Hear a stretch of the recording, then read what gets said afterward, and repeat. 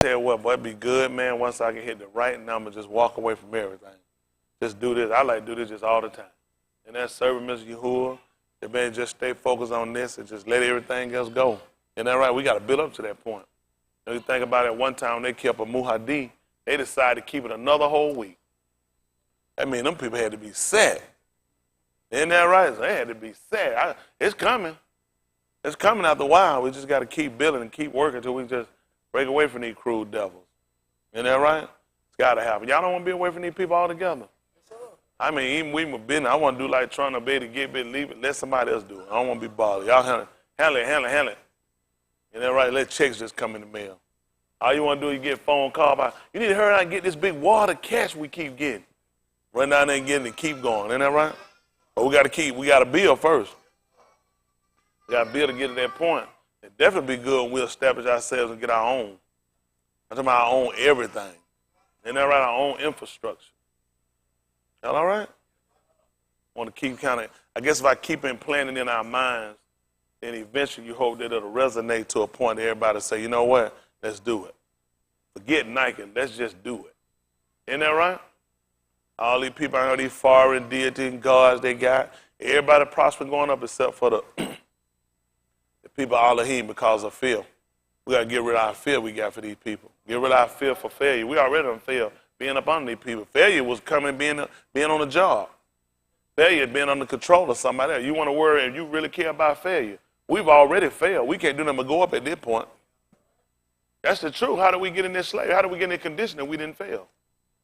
So we already failed. All we can do is go up now. You're at the ground floor. Isn't that right? You're at the bottom of the basement. At that point, we can't do nothing but go up and we get our own. We can't do no worse.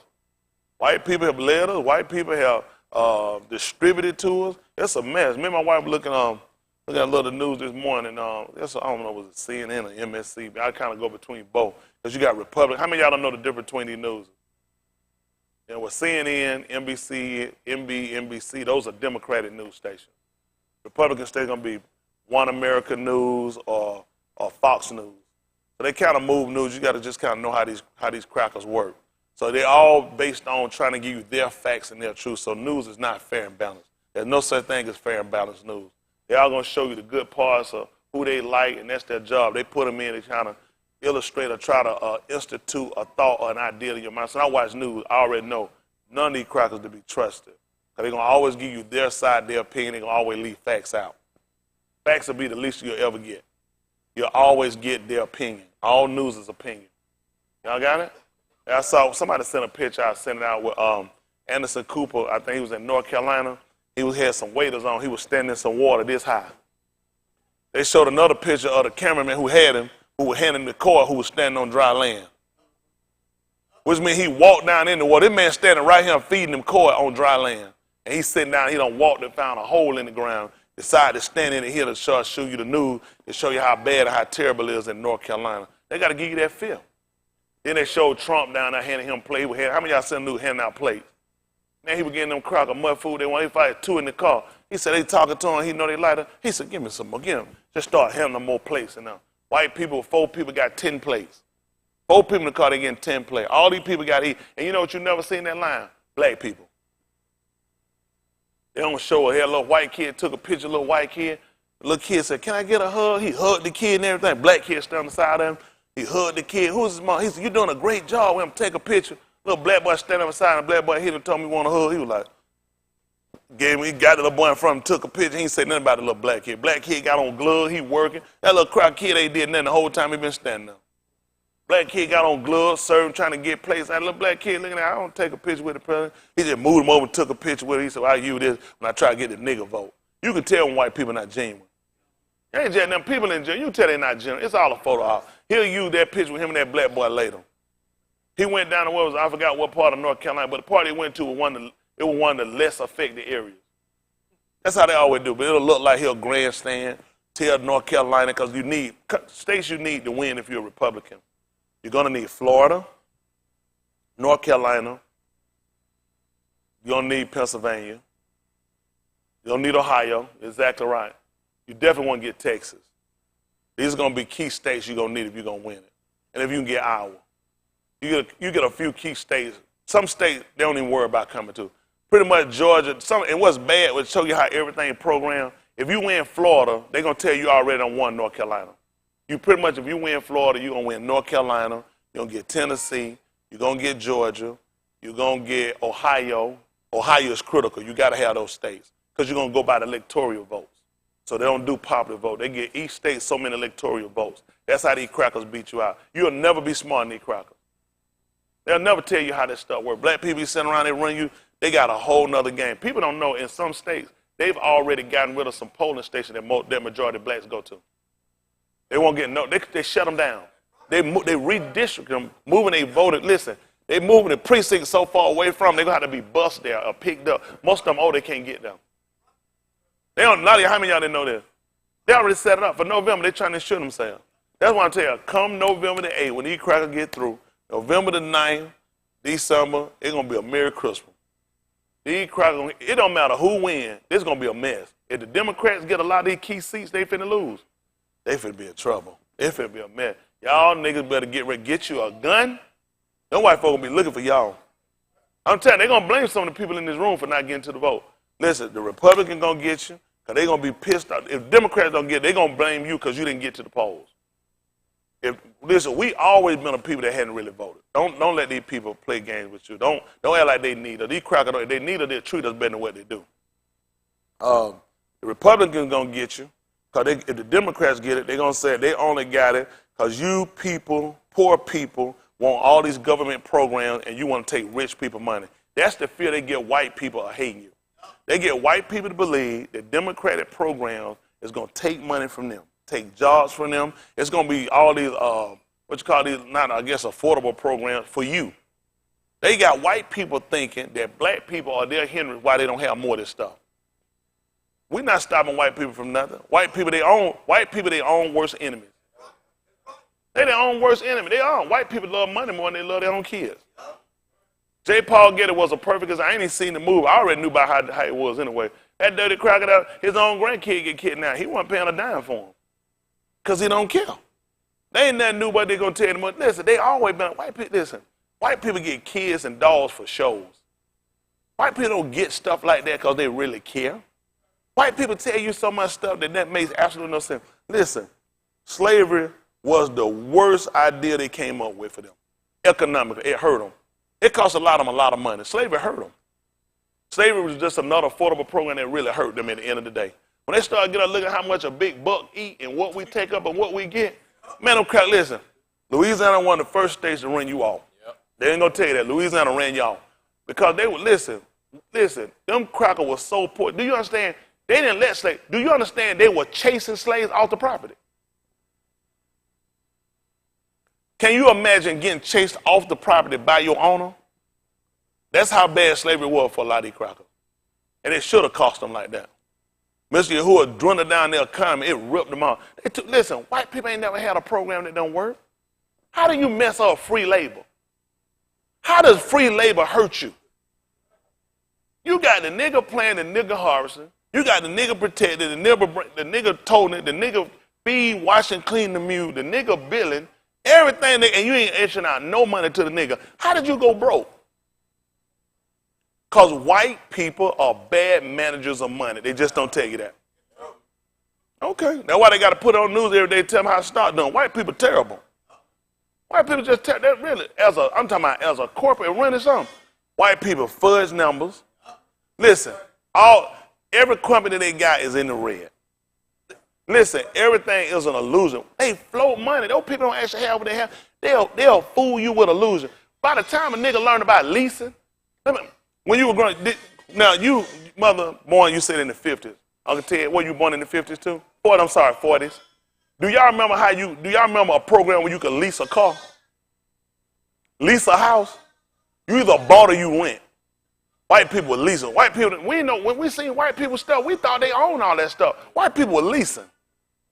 White people would get home, they get leased, listen, programs you got, you were locked into one loan. White people get what's called products. When they sit down, they get them the different lending products. You get one offer.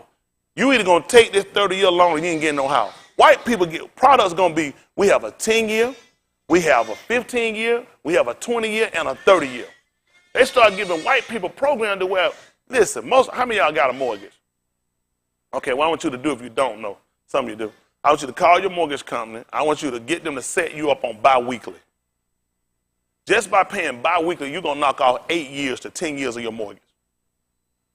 The same money you paying, you're just going to pay it every 2 weeks instead of paying it once a month.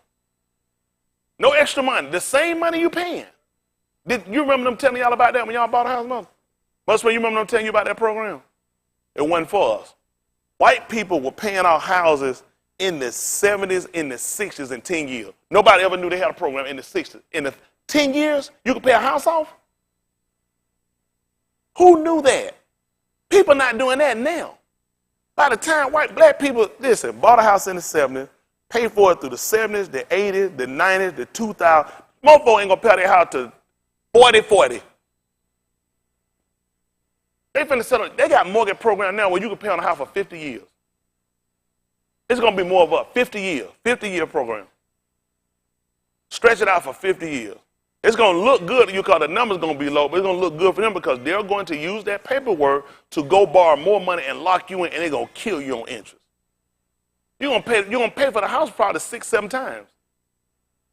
See, this is what I don't like, is the fact that when we come together and we do stuff, you just can't just only use the book. The book is the source of everything we do for salvation. But after reading the book, if it don't illuminate us to see the things going on around us, then actually it's just no benefit to us.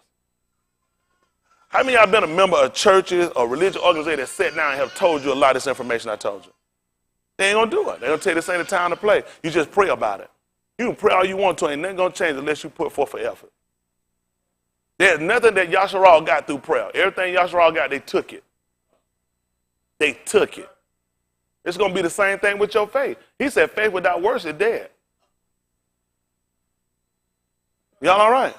They can believe what they want to. Every place we went into, we had to fight for it. Every place we went, there's never been an opportunity where nobody gave us nothing. It doesn't happen. Get that out of your mind. And that's how they've hurt us, because they taught us the Bible in such a way to it was more detrimental to us than it was prosperous to us or productive to it was. Because anytime somebody do something, you're supposed to sit back and just let it happen. And you're supposed to pray. You're supposed to let the Lord. It never happened for us. Pretty much just about on every opportunity, every chance that came up, we had to fight for it. We had to fight for it. It was always, we had to put a concerted effort into it. If we want it, that's the only way you're going to get it. Y'all all right? I don't know what the people thinking.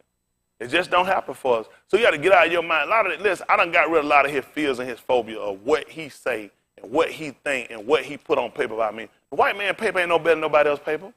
I write something on paper about him too, what I think about him. That's the same thing. It's sad. Most of the lies that we've created have been created through the fiction of white people. Most of the stuff you got, white people dream. Why you want to be a doctor? So you can work at a white hospital. So you can look like white people. So you can live like white people and talk like and drive what white people get. We don't have anything of our own that we want for us. Most of it because these are things that white people do. They're considered to be astute people. Doctors are recognized. They're respected. So that's what you want to be. You don't want to be one for us, you want to be one for them. Why you want to be a lawyer? Because you want to look like you want to be like white people.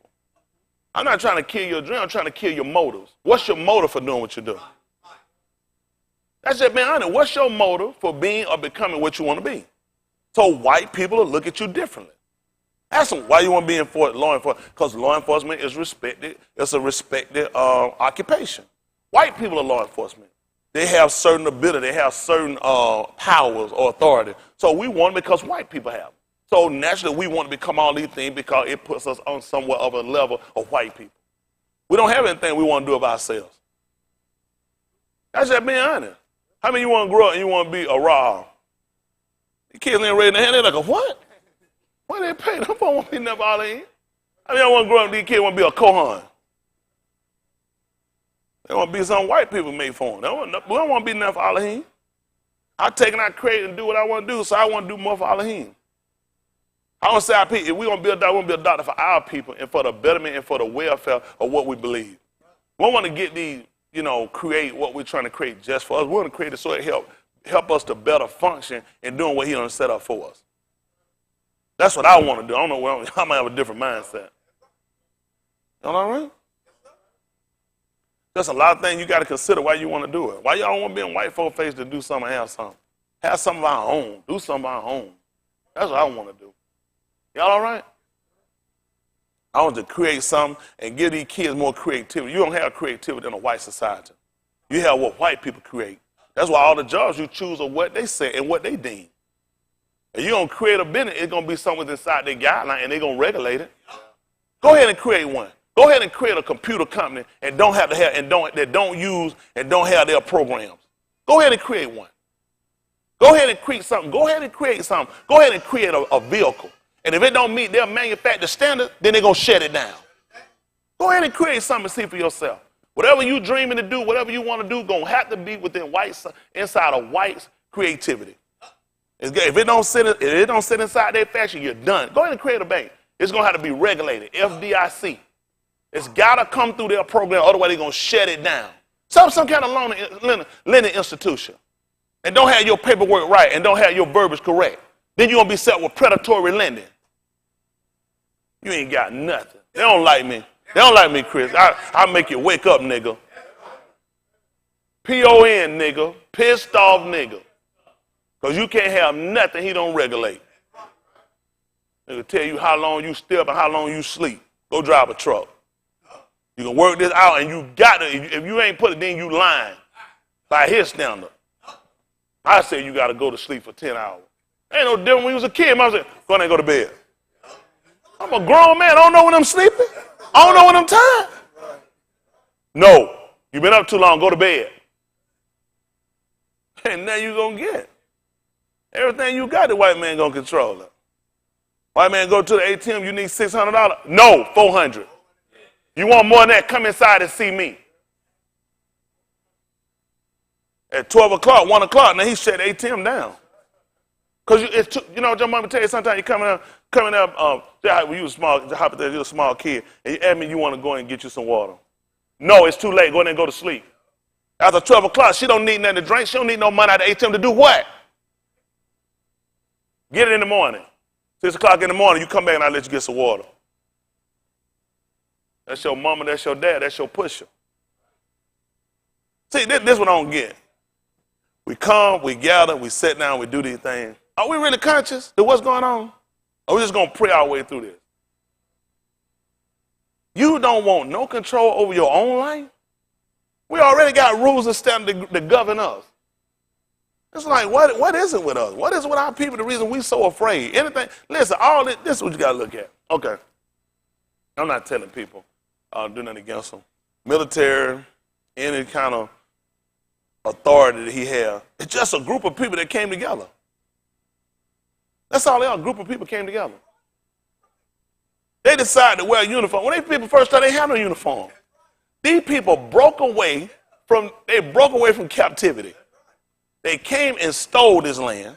They got together and they formed an allegiance. And started calling and naming themselves. Y'all know they just had the 71st birthday of the United States Air Force. So what happened 72 years ago? They didn't have one. Now all of a sudden they respected all over where they could fly with it and set no flies on. Nigga, how you put a line in the air?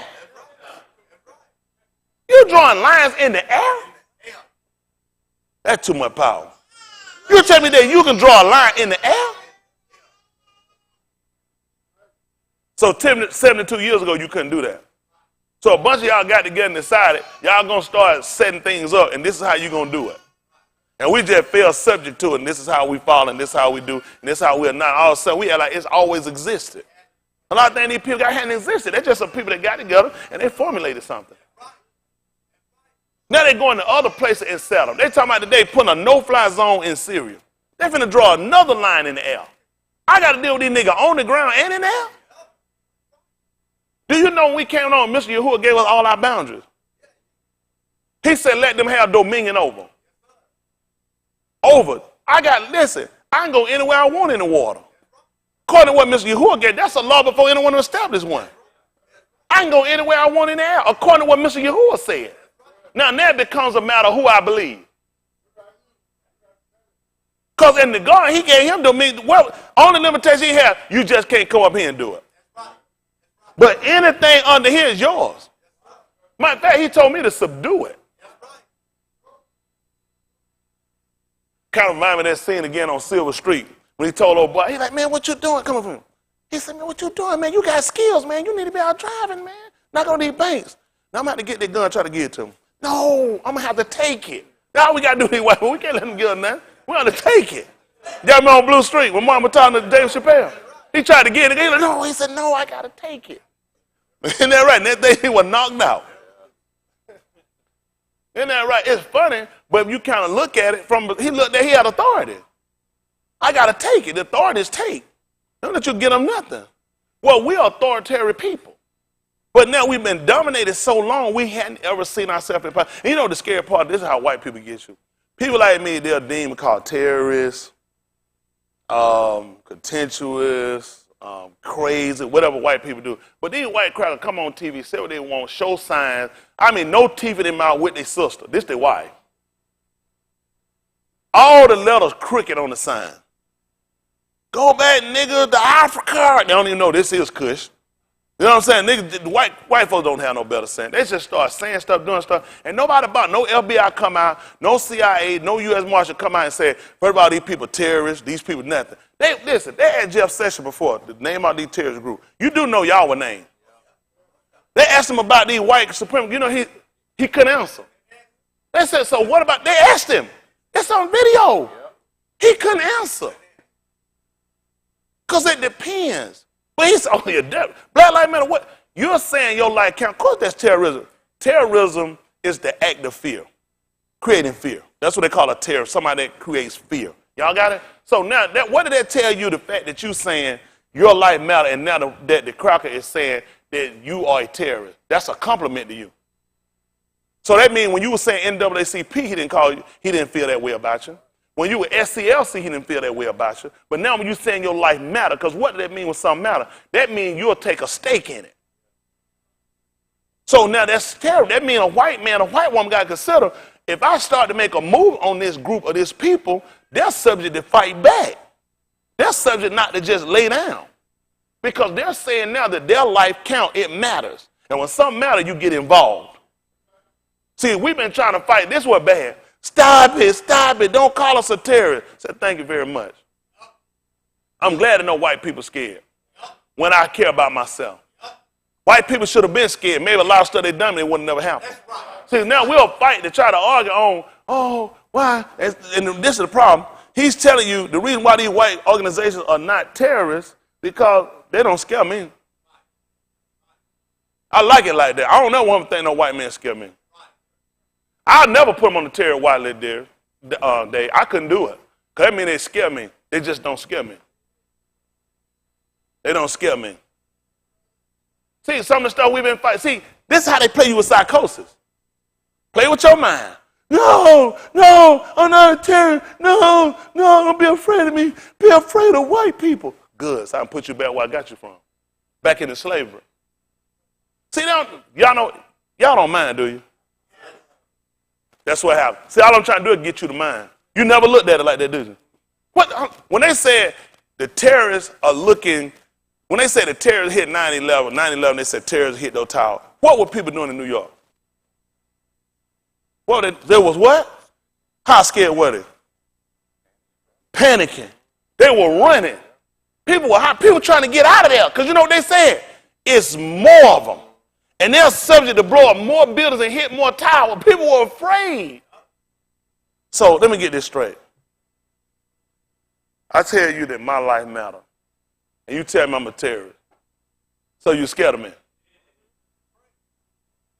I want every Ku Klux Klan. I want every Aryan nation. I want them off that watch list. We need a petition. We need a petition to get every one of these crackers off the watch list. Everyone need to be off. Because I'm not afraid of them. I'm not impressed by it. Years ago when I was a Christian, because you couldn't fight back. See, Christian, that's how they did it.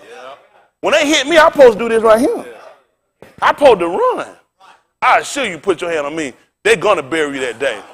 White people don't have that long for they bury. At least in the next 2 days, they'll be buried. And at least in the next 2 days, you'll be getting buried. I'm not a Christian. I don't know, listen, Y'all need to get this. Listen, I done already prayed about it. It's a lot of stuff I just don't give a flying flip about right now. Because it had nothing to do with my salvation. There had no book for me to tell me to do nothing these people done told me about letting these folks stop and hit me. It ain't going to happen. I seen that video when that black guy was arguing that white man telling me, hit me. Man, we ain't gonna have all that talk, man. It's way too much talking around here. You that crazy, but I'm afraid for my life. Listen, I'm not a person that carry a gun because I'm not scared. I carry a gun because I'm scared. I'm very scared. I'm so scared I use mine. Somebody that carry a gun ain't scared. They just told you he ain't gonna use it, he gonna do something else. I'm not. I'm very afraid. I'm terrified. And you got to read between the lines. You ain't afraid, don't carry it, leave it. Why you think white people carry theirs? Why y'all think these white people get in your face and mess with you and they have a gun on? Huh? They set us up every time we fall. If we were to just establish ourselves, and it's unfortunate, but it's to the point that they have to see that we're willing to go as far as they'll go and even further. That's the only way they're going to happen. White people are not the type of people you're going to be able to sit down with and we're going to bargain a deal or we're going to make a deal that's going to make sense. It's not going to happen. Any deal a white man going to make, it's going to always be, he's going to be the leading pen signer and he's going to design the bill. Okay, go buy a house. How many of y'all bought a house? Bought a car? How many of y'all drew up the paperwork? Why not? You were buying a house. What, you made an agreement with an agent to buy the house, right? So why you don't get to make up the contract with the lending people and let the lender sign off on it? Because they always have to have control. You're going to agree to my demands. I'm not going to agree to yours. Go in there, take it to them and see if they do it. Go to any one of these lending institutes out work. I know they're going to try to think around me because they love white people. Nobody going to let you get in control of nothing. These people ain't crazy. Listen, we great penmen. How you think you got this book? Yahuwah didn't write this book. He only inspired us to write it. We great penmen. When that book was burned to death, we came back and we put it together. Because we great penmen. We got great penmanship. It's just white people. You know, people we write, people say, man, look at that stuff, chicken scratch. That just showed you how our people still were reverting back to the ancient. Oh, listen, when a nigga write like that, they say, oh, that's beautiful. You had people write, you said, what in the world? Like some chicken scratch. That's what ancient looked like. But you know what they did there? They started disciplining us. Nobody can't read this stuff. You need to clean your penmanship up. You need to write more white. Y'all don't mind, do you? You always mind. Remember that. Don't never let me catch you not minding. You always mind. You always mind. Because you got to look at why was such influence or why was such a push to get us into their discipline. Because they knew you would forget. That's the whole purpose of church, forget. Forgive. Never forget it. You know what they tell me September 11th? They said they killed the bad guys. Didn't they tell they killed the bad guys? You know what they say every September? We'll never forget it. You know what they tell me about slavery? Get over it. Like them, forget about it. Like the tag, forget about it. The tagging you there, when they say forget about it, that means I'm going to kill you. That's it. When they tell them forget about it, no, they're going to kill you. They want me to forget. Why? They know what type of person, they know what type of people we are. That's what we got to try to steer back in our kid. We got to stop looking at. Now, I just think all the people they made us hate, me. I don't know about y'all. And they pushed us against, they try to teach us that these people are so bad, these are people you don't ever want to be like, this is wrong. But every white killer has always been praised. Let me give you some white nonviolent people. Y'all probably ain't heard of him. He was a great Christian, John Dillinger. I'm trying to think, what did he do? He's a Christian man that robbed banks and killed people and police. The man was celebrated as a hero. John Dillinger. Pretty boy Floyd. You call white men that rob banks and kill people pretty boy. You a pretty boy. They call us criminals. They wouldn't dare have us call nobody black that run pretty, handsome. They be like, what? That's a criminal. They taught us to hate each other and they glorify Jesse James. How many lies did he say? How many times he went to church? You know how many times he went to church? What y'all told about him crusading? Y'all remember how many people he baptized? Jesse James robbed trains. Kill people. Police posted. These folks killed all kind of people. These people, they grew up, the Sundance Kid. Bush Cassidy and the Sundance. When I grew up, we were little boys, we wanted to be them. Bush Cassidy and the Sundance Kid. Billy the Kid.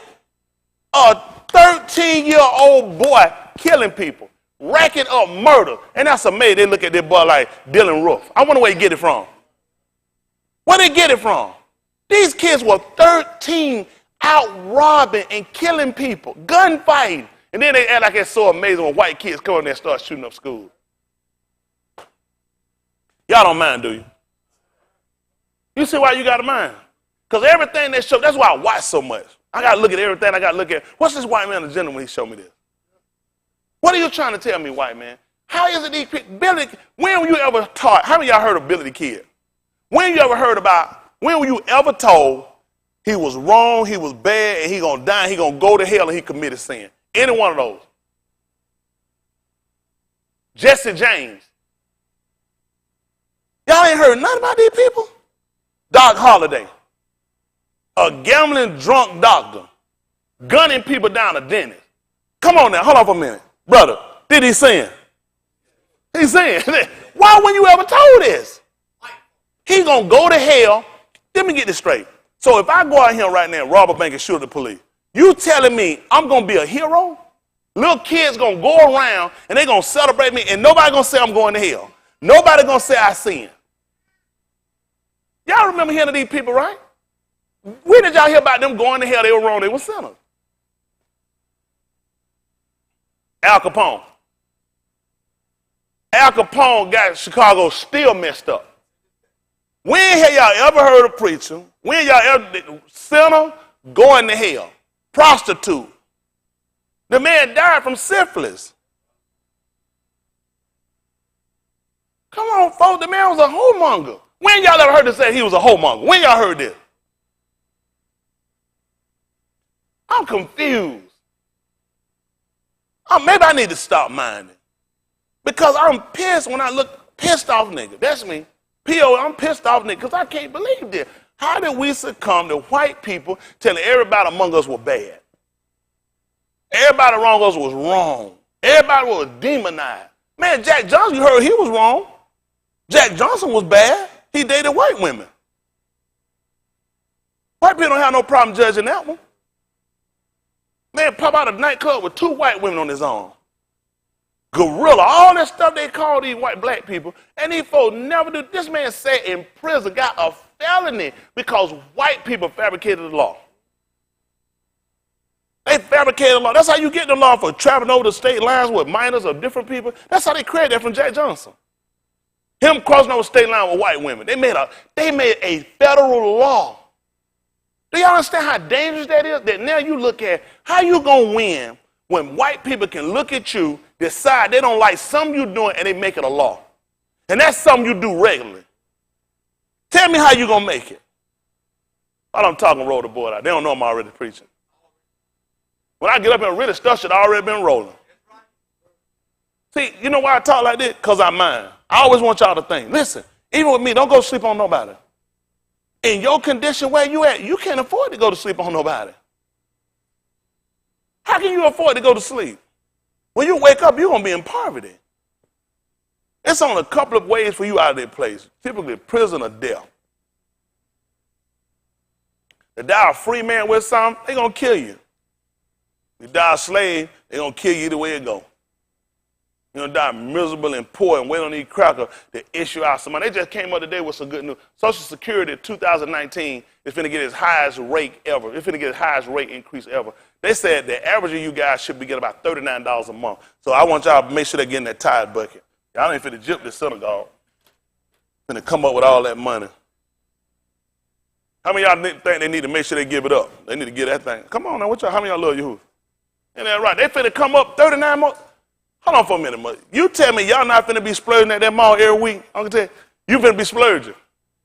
One time, $39 a month. That's all gonna be $1. On the average, they're gonna be for white people, black, and that's on the lower. See, Social Security don't pay everybody the same amount. They don't pay everybody. And see how they factor those numbers ain't what people thinking. You can think the more you pay, the more you're going to get out. It's not going to happen. More white people are paid less in, and more white people get more out. You telling me, I heard a gentleman, he was complaining about Social Security. He and I was talking. That white man, he retired. He told me we was just talking. He said he retired in 80. He told me he retired in 1980. I want to say 84. And he was saying, you know, about how he travels all the time. He's been retired since then. We just talking. Someone just like to volunteer information. He was a nice guy now. And he was telling me he retired. He was saying how he retired and how he was getting something like $60,000 a year in Social Security. In 1984 is when he retired. This would have been during the Ronald Reagan era. Can you imagine getting about $60,000? You retired in 84. He's still living now. He said his kids doing a lot better. He said how times have changed. He said how his kids and all work, his daughter and his son, they making like over $100,000 a year. He was like, that was better than it was back when his mom retired. I think he said his mom retired a teacher back in like the 50s or 60s. He said she was getting something like $2,200 a month. Do y'all know how much teachers have just really started making money back here, probably 10 years or back a little bit? They just really started making what people look at decent money. That was one of the worst paying professions out here. You could done them be a garbage worker and make what a teacher was making. In the 70s, so if his mom retired in the 60s and she was getting $2,000 a month, unheard of. Unheard of. She could have been making $2,000 a month when she was a teacher. Not in those 50s and those 60s. She couldn't have been. She couldn't have been. The fact that these white people are making more than y'all niggas working now, with degrees, retired in the 60s. That's why we got to make our own way, because white people are not fair when they do numbers. See how they do, they kind of remind me of Bryce. Bryce used to do his brother and sister like that. He would get them to convince them to put all their money in the pot. They all had their own little piggy bank. And Bryce would get all of them and say, listen, we need to put our money together. And they will put their money in there with Bryce, and Bryce get it, and then Bryce calls a rucker, and they get mad with Bryce. They like, done with Bryce. Give us back our money. So Bryce, all right, let's sit down. We're just going to split it out half. When Bryce divided out 3 ways, Bryce coming up, because Bryce, they put the most in. But when it come out, Bryce came up. And they still trying to figure what happened, because Bryce did it fast. You just split out even. Now, did Bryce put the same amount in they put in? No. That's what they do to us. And they make things look like it's fair when it's not fair. Again, I want to tell you this because I'm mine. Then we'll try to look at a couple of things. While we were talking stuff with him in mind, I said they got to see it for themselves. Kind sir, if you would.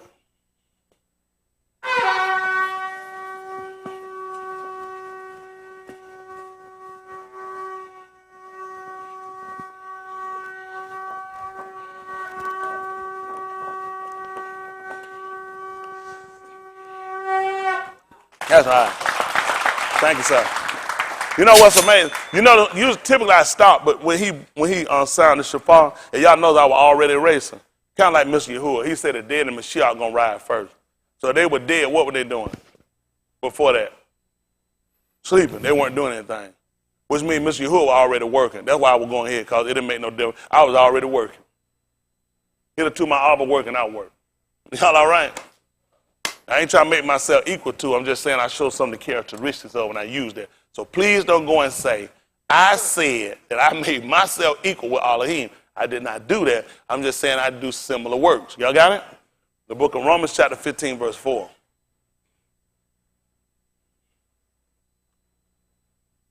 It's so important these people stop making a fool out of us.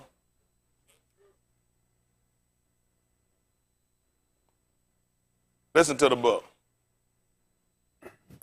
For whatsoever things were written aforetime were written for our learning, that we through patience and comfort of the scriptures might have hope. That's what I'm talking about.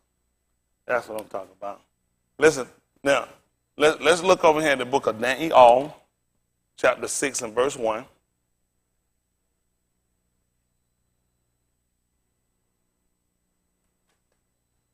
Hold on, see if that's the book of Daniel.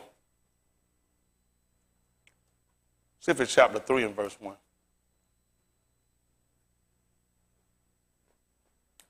Listen to the book. It pleased Darius to set over the Malkuth and 120 sarim. Y'all see that? So it pleased him to do that. This is what he wanted to do. Listen. Which should be over the whole Malkuth. Y'all hear who it pleased? You say he went and checked with the people that was in his, that was among the people that were slaves to see what they wanted to do? It pleased Darius. To do what? To set over the Malkuth and 120 sarim. You see what y'all hear the difference? The we keep trying to get white people to do stuff to please us. It ain't about pleasing us, it's about pleasing them. See, it pleased him to do that. A lot of stuff these white people do, it ain't about us, it pleased them. Even our book tells us in 119 division of Talim, he said for our Elohim was in Shamayim, and he had done whatsoever. I forgot what it was. He had pleased. This is the same thing Darius did. He did what pleased him. These people are not going to do nothing that satisfy you or something that you care about. They're going to do something that's going to be to their benefit. Listen what happened. And over these 3 presidents, of whom Daniel was first. What happened? That the sarim might give accounts unto them, and the Malak should have no damage. What you think they do when they put these different organizations over you? All these different organizations report to who? To the President of the United States, the executive branch, to the Senate and Congress to make sure these people don't have no damage. They're trying to make sure they don't have no damage. A lot of times going to result in the loss. That's why they got a military. That's why they got a police force. That's why they got all these different agencies. Because all these people report. Every morning, y'all do know the president and former president all get a briefing. From every intelligence group. Every one of these people had to sit down every morning and give him a briefing. Every morning. Y'all know that? He's got to know what's going on, not just here, around the world. He's got to know every potential threat. If it's the sound of, if it's anything they picked up, if it's anybody they implant in the country that seem like is rumored, then we need to know because he need to get and stop it so he don't have no damage. Listen what happened. Then this Daniel was preferred above the presidents and sarim. What happened? Because an excellent ruach was in him. You know what else you're going to find too? Just about in every white administration, there's always been a black man in it. It's always been one of us in there. Listen, he brought Colin Powell in there under George Bush, and he gave him Secretary of State. He should have gave him his office. Listen, he was smarter than anybody ever had in his administration. In him, the man done sat over every one of the military. Who's going to be a better defense secretary? Who's going to be better Secretary of Defense than him? Who's going to be a better fighter when you done met with worldly? You done sat on the world stage, and the UN, the whole world, 180 countries listen to what you said. People armed and sat themselves to go invade a country that wasn't even violent against us, never had a violent attack from Iraq, and they moved in because a black man said so. Now you tell me who preferred. Why the white man didn't go and sit there and tell them that? Because they already know they'd have looked and said, oh, look, liars. I know you lying. They'd have told them, I lied, I'm white. I know good way you lying. They used an honest black face. Kofi Annan, most of y'all don't know him, he used to be the Secretary General of the United Nations. He sat on it longer than anybody done had. They ran him off, they framed him and used his kids saying that they did something and funded some food. What they got to do with him? These white folk kids, he always doing something wrong. And they still keep their jobs. George Zimmerman, his daddy was a judge. Nothing but a murderer, a killer. Listen, stop letting these people try to blame us for our kids. Stop letting them try to blame for other people's decisions. But they won't let you blame them for decisions that their parents made. That's amazing how we work and how we blame each other, and yet white people won't allow us to hold them accountable. Listen to the book. And the Malak thought to set him over the whole realm. See that? He thought to put him over the whole. Y'all see what he was going to do? A lot of us would have been elevated to this position, would have ran it. He said he was minded to do this. What happened? Then the presidents and sarim sought to find occasion against Daniel concerning the Malkuth. So you know what they're going to do? We're going to have to set him up. We're going to set him up. Ask yourself why a black man hadn't been president. Ask yourself why we haven't been elevated to these positions. Because these white people already set us up. There are people in position that will set us up to keep us from elevating. King would have been president. These white people loved him. Unions loved him. These people ain't crazy. That's why they assassinate you. Y'all just don't want to accept this dude. Listen, I refuse to sit and play church. If y'all want to we have a vote, y'all pick somebody and I'll walk. I'll walk. Now, I also got to add this in. I'm going to rob a couple of y'all because I'm a nigga now. I ain't going to go out peacefully. I ain't going to be sitting and telling no lie. I'm going to make some YouTube videos. Oh, it's going to be on. Oh, I'm good. I'm not going to be telling that lie. I'm not a hypocrite. I'm going to rob some of you catch. I don't care if you ain't got nothing. I'm practicing. I'm going to get you. One way or the other, I'm going to rob some of you. I'm going to make some YouTube video. Everybody see the store, I'm going to talk about you. If I see you in the grocery store, just hypothetically, come on, we walk by. Come on. You get ready to walk out the store. All right, what's up? He's stealing! You're going to be in trouble. That's going to be all on him. I'm just going to stick in their pocket. They catch it. Hey, stuff happened. Y'all all right? Real nigga. Listen to the book. But they could find none occasion nor fault. You see that? They couldn't find no occasion or fault. Same thing they did with Jack Johnson. They couldn't find no occasion or fault. Listen. For as much as he was faithful. See that? Listen. Neither was there any error or fault found in him. Black people can't see that. That's something Brandon hard to see. Can you imagine that? You know what we're doing? We look in the mirror and we look in the mirror and I used to do that. You say, man, how you going to be saved? You ain't even perfect. You don't commit it wrong. But that's the difference when you start to look at the law versus when you're going to look at grace, amunah, or look at con. That's what we're going to look at. And that's going to be according to amunah, which we're going to call faith. You got me? Now, a lot of times we've graded ourselves and made ourselves a failure and that we couldn't be saved based off basically white people ideology. Whether you got it from a black man or a black woman or not, they got it, it's white people ideology. Whenever, listen, the white man never came in and taught the black church or the black people. The white man took the black preacher, educated the black man, put the black man back in there so you see a black face you're more comfortable with, and he'll be the person to teach you the doctrine and keep you in slavery. Little would you know that a white man will control him the whole time. Huh? The speech he will give you about prayer is going to come later. If we just hold on, how long? After a while. You just went after a while. After a while. You're like, after a while, it just leave you on edge. You just got to sit there and you got to tell it to your kid when you go home. He going to nudge my daughter. Oh, Dad, I don't like it with you. Baby, hold on. He going to come back. When, Dad? After a while. Then she grow up and she get kids. Her kids come to her saying, Mama, what's going on? The white man treated her so bad. He beat us. He raping her. She said, after a while, because she got it from her dad who got it from the preacher. Who got it from the white man. He's sitting back laughing and he got here right. You know what they tell their kid? Son, we can have it right now. Never tell no white kid no after no while. You can't, man, I went to white church, they hired me, and I tell them white folks, after a while, the white folks get him down now. Come, get him out of here. Throw a rope on that nigga neck and run him out of here. And then who you think he teaching, some niggas? White folks don't listen to no teaching like that. White people in the here and now. White people don't go to no church and talk. When white people get in church, they shake hands and listen, Monday morning, come down to the bank, you got that. After a while, when the law get ready, we go, man. White folks don't do no stuff like that. Just you don't see some white folks jump around doing that. That comes after a while. Down the road, further on, up the road. White people don't have no conversation like that. That poor nigga talk. How many of y'all familiar with this talk, what I'm saying? Now you ask yourself, we got a good, I think the world of it. The fact is, what that tell you when you've been taught something like that, it's been said, all of us heard it, he tell you, I never heard it. Because white people don't have a conversation like that. That poor nigga talk. Anything you want, anything you do, you're going to take and make it happen now. Shoot, look at them folks, man. They ain't talking about they going on Iraq after a while. Them folks, they set a closing date. That man started putting people together. Listen, when them towels got hit and they convinced him they were done anything wrong, he was sitting by them folks talking. You know what they started doing? Most of y'all don't know. First thing you do, you start moving troops and start putting them in desert training.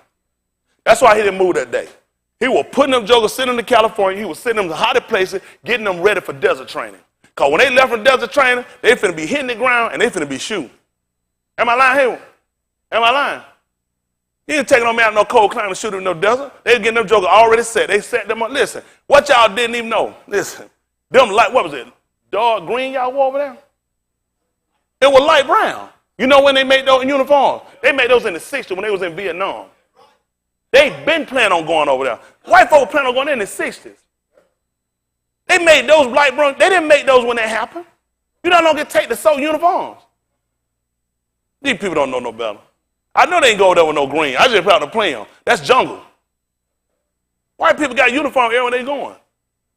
They go to Russia, they got uniform for that too. White people been ready. We the only people sitting around unprepared. We the only people unprepared. You unprepared for salvation. You unprepared for out here for reservation. Because you got too much hesitation. That's the problem. We in bad shape. You're in bad shape. Your kids sitting around. Our kids, listen, these kids, just in a few of them. They'll give you numbers of 10s because they program your mind, let your kid fall into the psychosis. They'll wind up dropping out, couple educate, go get bad student loans, wind up in jail, wind up working at Publix or Kroger or whatever supermarket they have then. They'll just call it by another name. Because we don't have no future. That's the destiny for most of our kids. What else you going to do when you get to the end you don't see no hope? You turn to something else. When the Benil Yasharal came out from captivity from Mitzrayim, after they seen that Mushah, the latest coming, what you think they did? They went back to what they knew. I know how to slave. I know how to fix idol gods. I know how to fornicate. I know how to lie. I know how to cheat. I know how to have sex with my sister. These people, listen, white people did it intermingle. They did stuff to disgrace us. They knew it was against our law. They knew it was against our law. They will crossbreed you. Man, they don't have no idea what white people do. Sell them off, bring them back, get him, and the man done got his sister. And he calling his wife. You do know that's against your law. So you got a man sitting here, and a white man got to look at you, sit out here, and look at, I'm doing you as worst as I can, and you still love me? I sit down, I fall down, and you come and say, ho, get up, you okay? You all right? That man said, I'd have never did that for you. You imagine that? I done raped this man. I done killed his mother. I done sold off his sister. This man had no knowledge of no way he came. I done changed this man whole diet. The man's sick. I beat the man. He got a limb. If you took Leon's jacket off right, come on. If you took his jacket off right now, all this is open up like a hot link. When I get drunk, I just lose it sometimes. I got to take it out on somebody. I open this nigga back up like a hot link on more. As soon as I fall down, I go like, what you do, Leon? Try to get me up, Leon. Leon, you good? Bring my whip out. I'm gonna hold that nigga. What's wrong with Leon? I gotta hold me back. Y'all see why I gotta hold me back up?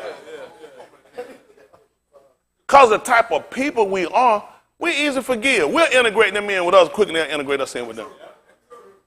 So that man had to look at you and say, I can't find no fault in you. Then you all is sitting in captivity. Do you imagine what that man got to be displaying? The fact that you were looking to put somebody you took captive, your fathers took captive. This man done set up on another administration.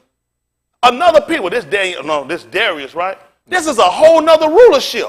They came in through Nebuchadnezzar, and now you done set up on a whole, I've been slave for a whole nother run of people. And that man look at my faithfulness and realize, you've been good around here. I really need to put you over these guys. You're trustworthy, you're fair, you're honest, you're astute. You don't even want my stuff. But you know the problem is now, we done got our mindset, we want everything he want. Some stuff he want, I don't want it. I don't want it. Just like Daniel said about that die. See, these folks here, they'll eat everything these folks get. He won't eat that stuff. Nigga eating stuff, we don't eat no squid booty. Nigga be eating all this stuff outside. I said, man, that ain't no stuff we'd have ate. Squid booty, tell me you eat it from the back. I don't want none. Somebody can get 2 servings. I don't want mine. Man, white folk got all that, some of that stuff, we'd have never ate it. They go for all that exquisite stuff, because we don't eat that stuff. Then y'all sat around and saw what them folks ate. He told them, no, we'll eat pork. He said, we'll eat vegetables before we eat that. And much as I hate to say it, I just really eat vegetables before I eat that stuff. But now we done sold into a nigga that crab leg. I'm guilty of all that stuff we got. When I grew up, I ain't know no crab had no day. When somebody say they had crab, they be like, get back. Get back, nigga. Them things start crawling. And then all of a sudden, that time I want some crabs too. That's how we done messed up. A lot of stuff we ain't never ate no lobster growing up. A lot of stuff I ain't even never thought about no lobster. Boy, nigga got loose, boy, you couldn't, that nigga act like I couldn't live without it. Man, I got a taste for some shrimp and some crab. From where? Where you start getting this taste from? A lot of stuff we never ate. Because it looked like you had money if you ate. People with money ate it. People that was about something ate it. That's how they induced us with a lot of it. And you come back and look at what we have. Pick me up at that the first chapter of the book of Daniel. I guess there's a lot of stuff we're going to clean up. Daniel 1 and 1. Because I made statements. I got to clean up everything now.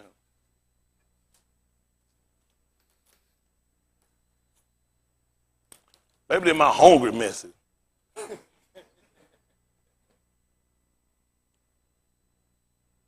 This is Daniel. It means judge of Elohim. Isn't that right? Elohim come back here, he's going to be judge. Yahuwah going to be, that's how we know he's Daniel. When he come, he's going to be the judge of Elohim.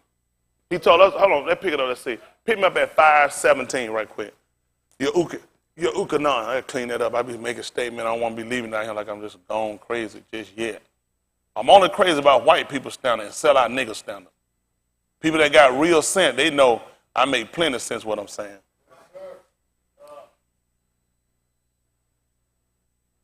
People don't worry me talking about I can't read. I don't want to know it. Isn't that right? Y'all all right? This is your Ukanan, they call John 5:17. Listen to the book. But Yahusha answered them, My Abba worketh hitherto, and I work. Therefore the Yahudim sought the more to kill him. Tell them why. Because he not only had broken the Shabbat, but said that what? But said also that Elohim was his Abba. Doing what? Making himself equal with Elohim. Why you think they try to show us a picture of a white Jesus? They keep you so you'll dissociate yourself from them. See, white people empower themselves with a white Jesus. You just don't know that. Let me ask you a question. Does Jesus look like you from what they show the picture, or does he look like them? Who gave you Jesus? You gave yourself Jesus, or they gave you Jesus? Jesus is supposed to be a ruling power, and who ruled, them or you? So who you think looks more like Jesus? That's how they empower themselves. So whenever you think of salvation, deliverance, that's why you go to the White House and get him to give you paper and pen and sign off and make bills to free you, because he look like Jesus, and Jesus will free you. They get ready to play a movie, have something Jesus. They found a white boy that looked like who they told you Jesus was. So white people, white kids, listen, niggas try to associate themselves with Superman and all the other people. White people got so many heroes that don't make no sense. All they got to do is just show them the Bible. See how they empower their kids. See, we so dumb, we don't even realize. You come here and you empower their kids. Because your natural thinking, your natural vision is white Jesus. And they look like Jesus. So you associate them with Jesus. What does Jesus do? Jesus saves. Jesus delivers. Why you think all these countries call for the white man when something happens? You know what the white man don't do? He never let them come in public or in with mass media showing you that he needs help. He always shows you him helping other people, because that's what Jesus does. They had enough sense to say, if this man's saying that Elohim is his Abba, his father, that means he has to feel like or believe that he has the same similar ability and authority. So now if you start thinking that Elohim was your Abba, and you started envisioning him as you or in the same likeness of you, then that's going to start changing the dynamics of how white people have to deal with you. So you got to keep pushing white Jesus. And when you bring me verses showing he black, what color is salvation, son? What color is salvation? That's what's important, son. Y'all say I shut him down. Oh, he wanted to say, but I shut him down. Son, salvation don't have no color. Pray for this man. He don't know no better. That's how they get you. But it does have a color. That's why they show you white. There's a color associated with it. Don't let these folks fool you. Come on, folks. Don't let these folks fool you. You know he said that a highland under the design. Who knows? The shade. What color is shade? Because that's deliverance. It's taken from under the heat. Salvation do have a color. That's why you pay me. He said, just like a highland honestly desire the shade. So you know what? Cause he know what having that shade coming, he can rest. That take the heat off. Take the heat off of him. There you get that thing hot out there working. He said, woo.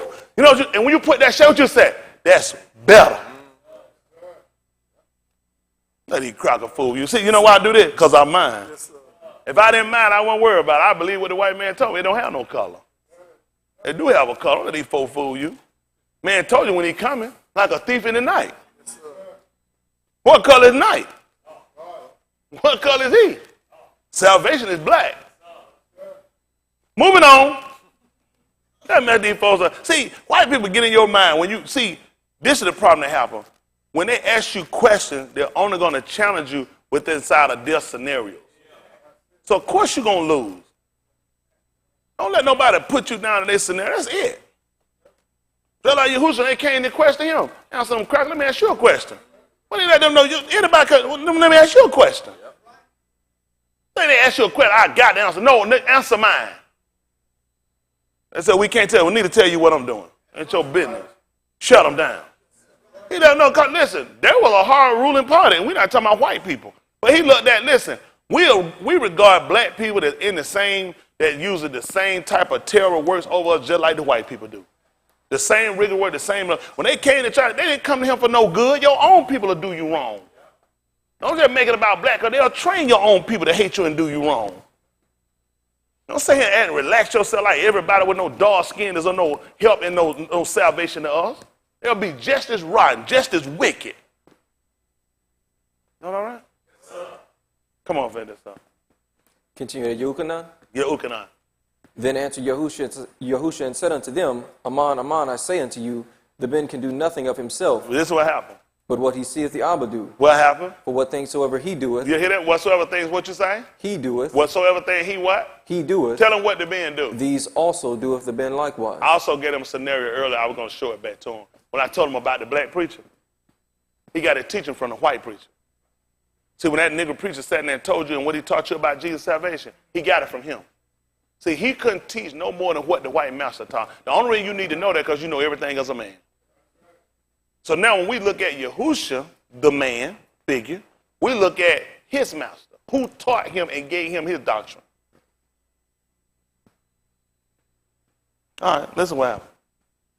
For the Abba loveth the Ben. And what did he do? And sheweth him all things that himself doeth. Y'all hear that? He showed him all things that himself doeth. Listen. And he will shew him greater works than these. Tell him why. That ye may marvel. What you think he was saying when he just told him that? Listen what else he told him. For as the Abba raiseth up the dead, yeah, and quickeneth them, even so the Ben quickeneth whom he will. Listen. For the Abba judgeth no ish. You said Dan y'all what? For the Abba judgeth no ish. So that would be Dan. Judge would be Dan. That's what the tribe Dan was going to do. Dan is our judge. And the book said that Dan was going to judge his people. Now he just told her he wasn't going to shop at anybody. Who was going to do it? But hath committed all judgment unto the Ben. So if he committed all judgment to the Son, that would make him Dan all, which would be judge of Elohim.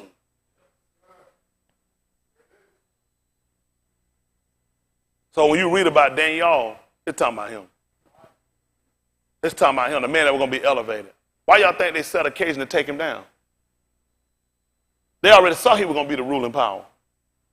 They saw he was going to be the Shah. Yah is good, but when you put Sharal, he'll rule like Elohim. He ruled just like Elohim. And they saw this coming. That's why they took him down. See, your own people, everything these white people have done against us, you don't see why they set so many tricks against us. White people ain't just working against you naturally. White people work against you from the Ruach perspective. What you're going to read in the 6th chapter of the book of Daniel is bigger than what you actually thought. Those people knew what he was coming to do. See, let's see what happens. 6 and, what's it, 9 and 6? Yeshayahu? That's good over there. Yashayahu.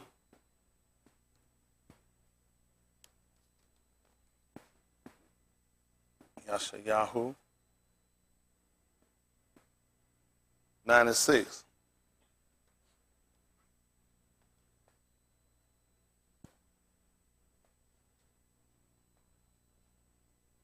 Listen to the book. For unto us a Yalid is born. Yeah. Unto us a Ben is given. Yeah. Other one, you give me 26th chapter book of Matayahu.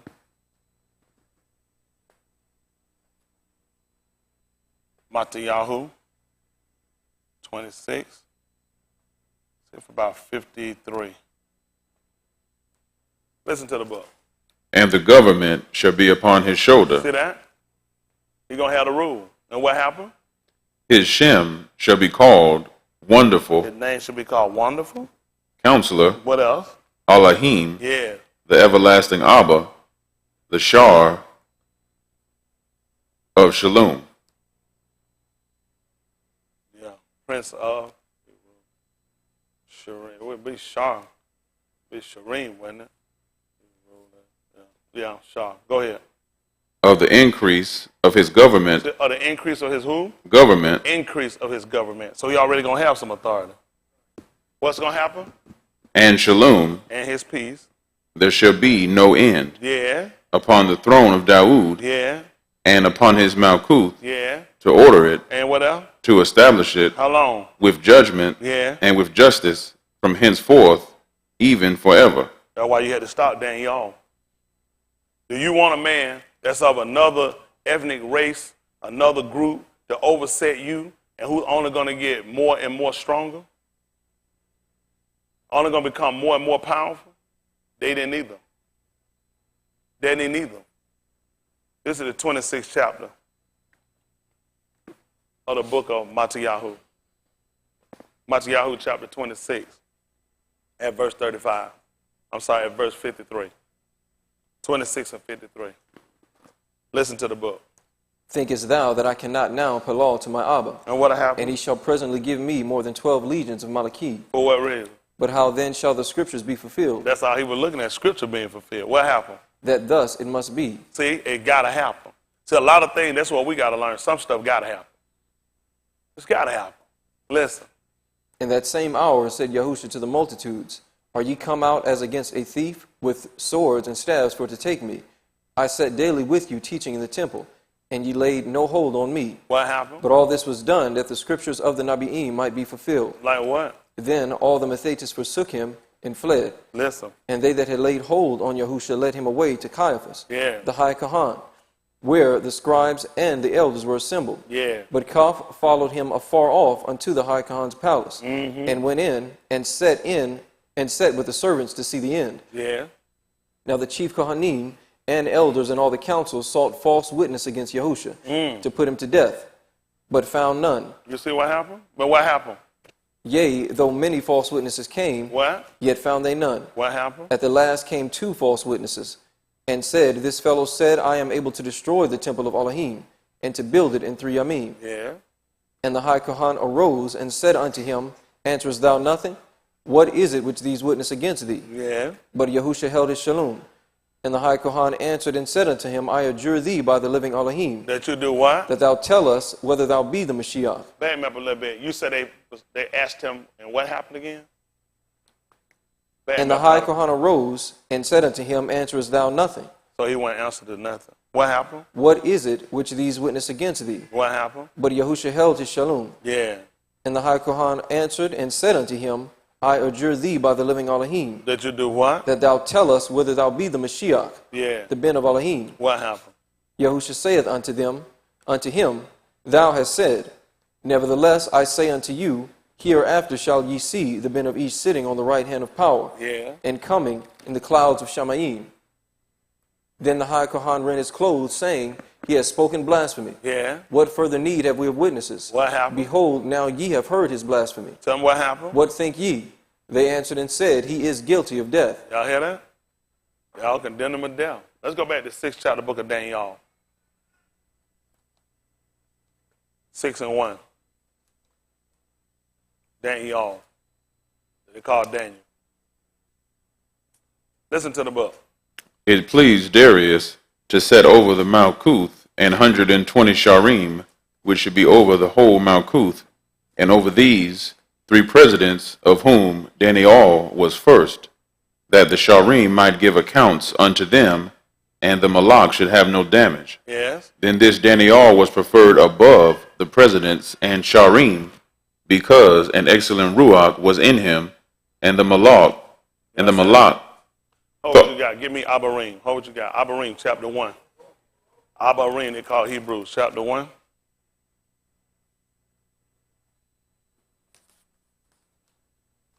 Chapter 1. Let's start 1 and 1.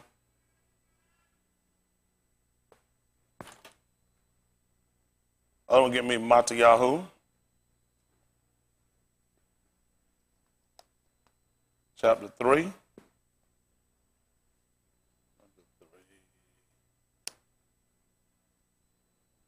Make it 15, 14.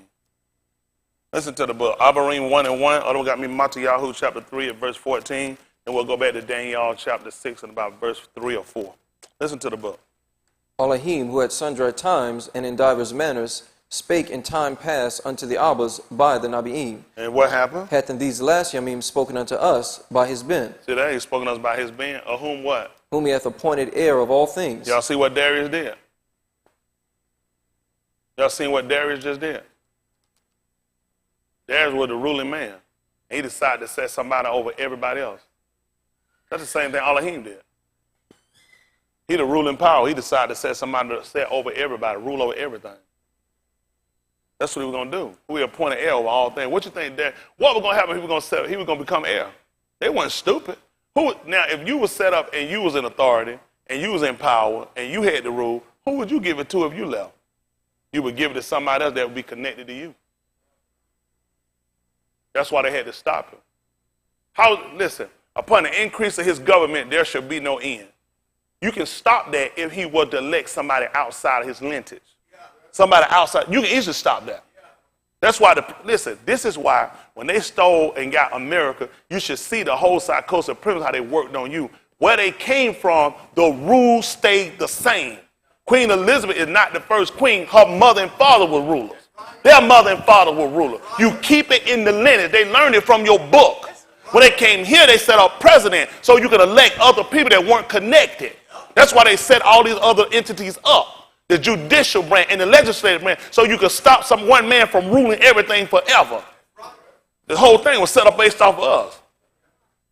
They were going to lose it. What you think going to happen? You said to Daniel, he going to give it back to the Babylonians? He going to give it back to the Medes? They weren't stupid. And they knew if Yahushua got set up, they knew they were going to lose their authority. He was going to give it to the 12. I don't know what people thinking. Y'all have no idea how white people plays you. They love to see you go to church. A nigga going to church, the best thing a white man ever seen.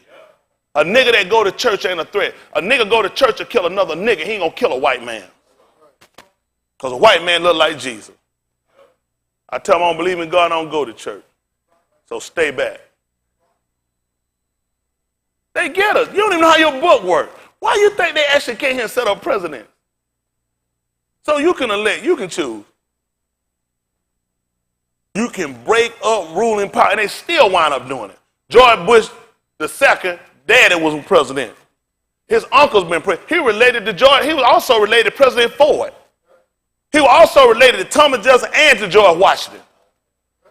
These people, y'all don't know nothing. Y'all these Crocker related. Cousin of John Kerry. John Kerry, who George Bush also connected to Queen Elizabeth. They're related. He's also related to dukes and earls in other countries. These Crockers ain't never did that. They just got to play y'all dumb niggas. Y'all want to talk about Jesus? The love of Jesus. That's how they got you. Teaching you the love of Jesus. These Crockers been related. They'll work together to keep you from getting authority. Because they're not stupid. They know what's going on. We're going to pass it to one of ours. Listen to the book. By whom also he made the Arats. See that? By also whom he made the Arat. Y'all know about that from Bereshit and from Yehukanan. Listen. Who being the brightness of his kabul. Do you see that? Who being the brightness of his kabul and? The express image of his person. What happened? And upholding all things by the debar of his power. When he did what? When he had by himself purged our sins, sat down on the right hand of the majesty on high. You ain't going to believe it. He just told y'all that in the book of Matthew. He said, henceforth, you're going to see me sitting down on the right hand of him. Hereafter, you're going to see me do it. Listen what else happened. Being made so much better than the Malaki. Why you think Darius wanted to set him over the other 120? Because he could see how he was built. Why you think white people want to put us over? They already see how we built. He could see how you built. Don't make sense to put these weak niggas over you. You need to build these weak niggas. He could see how the man was built. Why you think he wanted to put him over the rest of them? Because he could see that Daniel, they told you a more excellent ruler. He could see how he was built. Y'all don't know about it. These folks don't know about it, but y'all want to cut this out. Y'all want to go play. Don't pray, go play. Let us play. Let us play. Let us play. This is why we're in the condition you're in. That's why you still working a job. What is that? Just over broke. Just over broke. These white people know who we are. The only problem is you don't know who you are. You too afraid to sit down and establish yourself when you read this book, empowering yourself. I don't twist up nothing that man said. I'm taking what he told you. I'm telling you the story of Daniel. All is the same story about him. Listen what happened. Being made so much better than the Malaki. Why would you set him over the whole realm? Why would you put him over other ruling people? The only reason why, because I can see how you made. It only makes sense to let you go over the rest of them. Listen what happened. as he hath by inheritance obtained a more excellent name than they. Listen what happened. For unto which of the Malachim said he at any time, do what? Thou art my ben. What happened? This Yum have I begotten thee. Listen what else happened. And again I will be to him an Abba. And what's going to happen? And he shall be to me a ben. They ain't know what then y'all finna be to Darius. He's going to put him over. You know who you'll put over everything you got? Your son. If you were going to put him over the whole rim and put him over everybody else, what is you like a son to me. Listen what else he happened. And again, when he bringeth in the first begotten into the rocks. Again, when he brought Daniel in, this is what he told the other rulers. He saith, and let all the Malachim of Elohim worship him. That's why I had to seek occasion against him. They had to seek occasion against him. These people don't want to be up under him. They don't want to be under us. So they seek occasion against him. So you falsify some documents, some records. You falsely shoot us. You lie on us. You give us bad information from history books. Because he already done seen when he brought us in. We the first begotten. We the first people. He said, listen, 4 and 22. All aha dabarim. Let's see that what I want. Oh, I want to see that Amos right quick. Amos 3 and 1. They're going to call it Amos. All aha dabarim. What they're going to call Deuteronomy.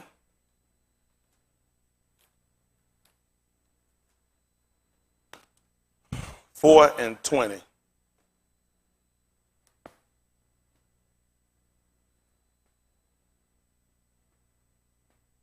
Listen to the book.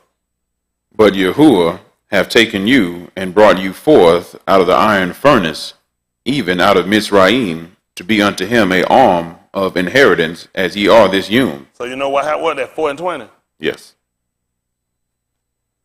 Y'all hear that? That makes sense for y'all? That makes sense for y'all? Nobody else told y'all that? Yeshayahu, 49 and 7. Isaiah, they'll call it.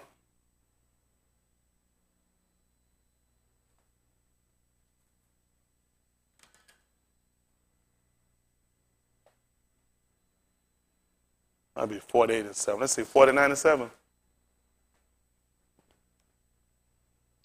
Listen to the book. Thus saith Yahuwah, the Redeemer of Yasharal. See that? The Redeemer. What happened? And his Kudash one. Yeah. To him whom each despiseth, to him whom the nation abhorreth, to a servant of rulers, Malachim shall see and arise. Sarim also shall worship because of Yahuwah that is faithful. See that? Listen. And the Kudash one of Yasharal, and he shall choose thee. Thus saith Yahuwah, in an acceptable time have I heard thee, and in a Yum of salvation have I helped thee, and I will preserve thee and give thee. What's it, 40, it's 48. 47 good too, though. I like that. Yes, Yahoo 47. We don't mind working that out on another day. I'm going to see who will see fit. 48, make it 6. 48, 6. Yes, Yahoo. They call Isaiah. Listen. Thou hast heard, see all this, and will ye not declare it? I have shewed thee new things from this time, even hidden things, and thou didst not know them. Listen. They are created now, and not from the beginning. Yeah. Even before the Yum, when thou heardest them not, lest thou shouldest say, Behold, I knew them. See that? Listen. Yea, thou heardest not. Yea, thou knewest not. Yeah. Yea, from that time that thine ear was not open. For I knew that thou wouldest deal very treacherously, and was called a transgressor from the womb. Yeah. For my name's sake will I defer mine anger. You hear that? That's the only thing kept up from getting destroyed. For his name's sake. That's what Musha used on him. That's how, and he told us about the book of Marshalling, that a good name was rather be chosen than riches. So he taught us how to carry a name. You know what white people did to us? They gave us a bad name. Then they gave you a credit score. Let me try to get you with a credit score. You get a situation happen, and say you can't pay your bill on time, if they call it whatever. That's just simply a human situation. White people put it on your name. They'll attach the number to your name and a credit score that killed your credibility, and you succumbed to it. Because when I look at it, you say, no, don't pull my credit. I ain't bad.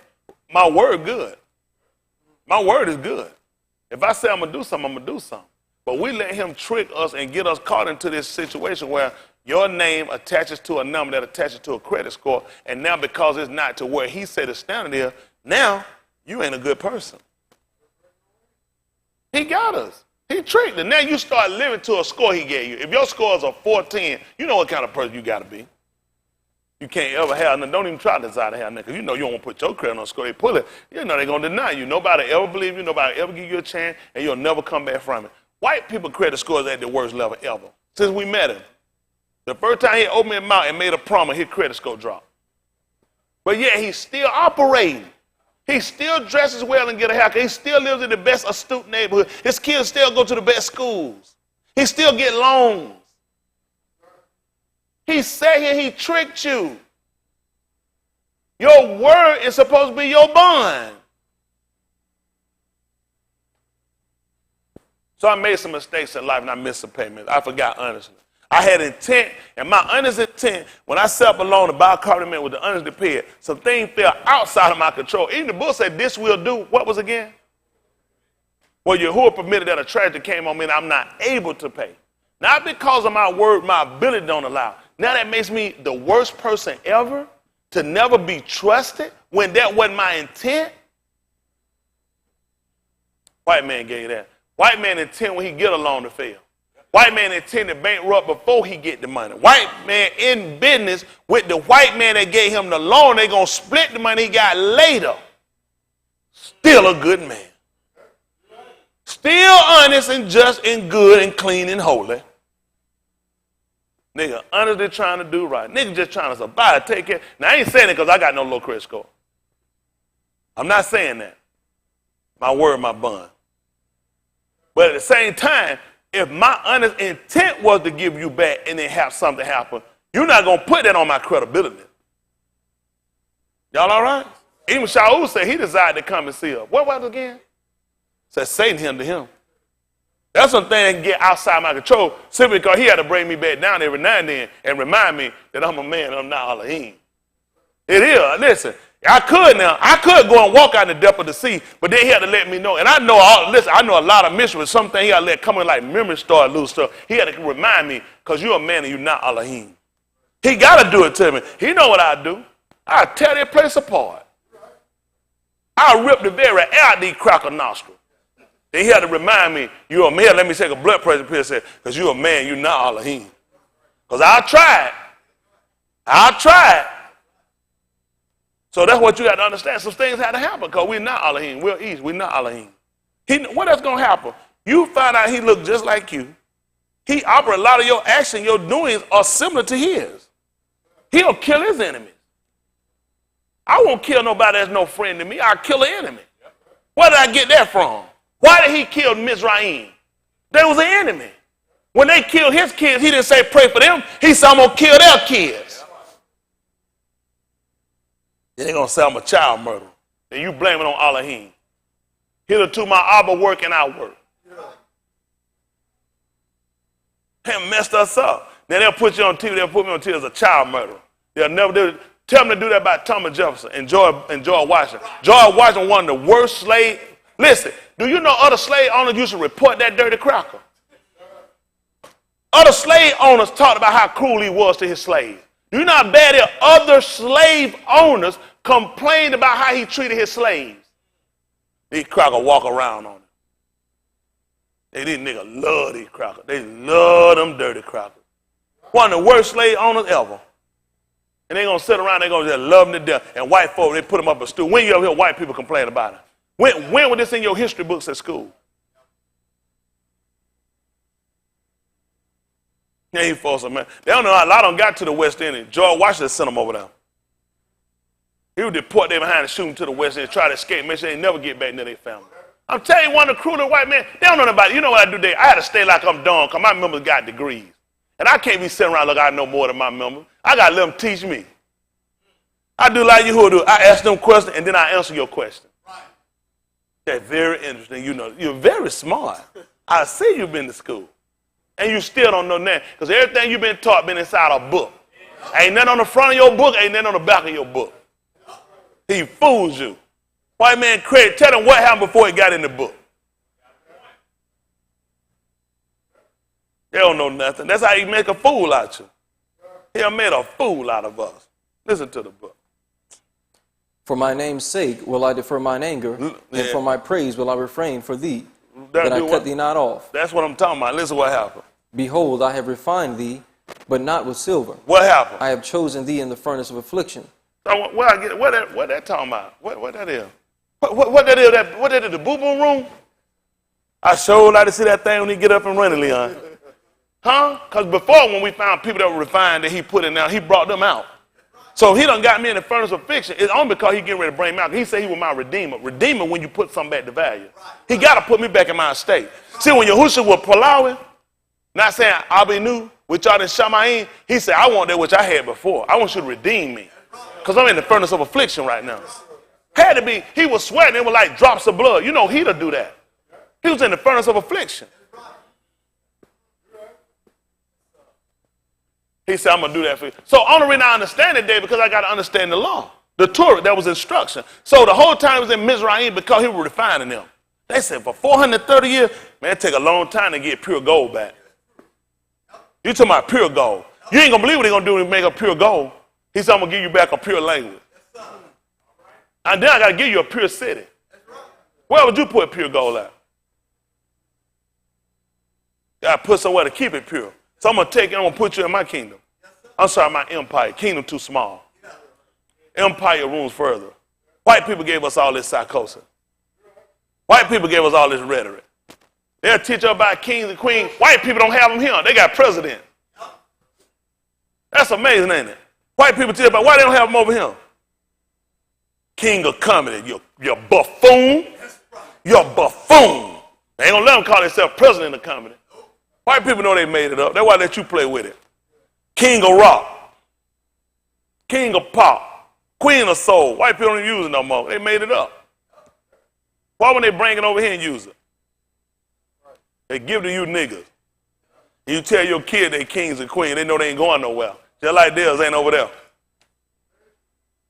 President of the United States got more power than the Queen of England. She don't control no military. She can't start no war. President pushed the button. Go in there and see if she got power to push a button. The prime minister got more power. He runs the country. These niggas don't know nothing. I'm sorry, Mr. and Mrs. Nigga. White people, you see how they made you a fool again. You're going to be a king and queen, you can rule. They don't rule nothing. Them bastards living on taxpayers. All they do is fly around the country and get people they ain't nothing but figurehead. They let them tired bastards fly around the country and convince other countries to sit around and keep their face on their money. Them bastards can't do it. The prime minister got more power than them. Man, white folks, they got chancellors. Tell me why they don't have, why Putin ain't one? They come from Europe. Why they not one? How you got chancellors and got prime ministers? Nigga run around telling me you're a king, you're a buffoon. You baboon. I'm trying to help these baboons. They steady fighting me. White people make a fool out you all the time. Make you run and be running for them titles. White folk don't even use that stuff. They let you use it. Make a fool out of you. Y'all all right? Listen to the book. For mine own sake, even for mine own sake will I do it. Yeah. For how should my name be polluted? And I will not give my kabod unto another. See that? No, he ain't going to pick no Bible up. Ain't a Bible. Come on back to that 4th chapter book of all our hot dabarim. They call it Deuteronomy. He had 4 and 20. They call it Deuteronomy. I call it Tenderoni. Bobby did good. He went and got whipping. What that girl whipping? Whitney. Had whipping with her though, didn't he? Boy, lost everything. Once she put that cocaine on there, boy, messed that boy up. Man, Bobby, the hottest male dancer they had seen out there. High right, low left, Bobby was doing his thing out there. But he was on his way, didn't he? When they said, snort there one time. Got his mouth twisted. Messed him up. You don't never, that nigga trying to sell barbecue sauce for a living. That's what Whitney do to a nigga when she get through with him, boy. Sweet Whitney, cocaine Whitney. Isn't that right? Her favorite song by Kilo, cocaine. White folk put on it. Now you control a nigga. All them stars, you put them on drugs. That's they leash on them. Once you get a nigga hooked on drugs, you're going to be a pusher. You know who you don't never see be hooked on it? The joke that own Virgin Record, all them people. White people do drugs. The reason they ain't hooked on it because they can afford it. They call a nigga hooked on drugs when they can't afford it no more. When they run out of money, they ain't got nothing. Long white folk can afford it, they're not a drug addict. How they get you? These niggas don't know the difference. Y'all think these white people don't use drugs? That's why they put you on it. That's why he said, I got to refine you because they done polluted his name. See, they're able to use the complaint just like they did when Musa saw that. If you get these people and you catch these people up in there, they're going to say that these people know better than them. And they're going to put themselves in a state where you can't kill them as well as you're going to destroy them because your own people commit the same sins.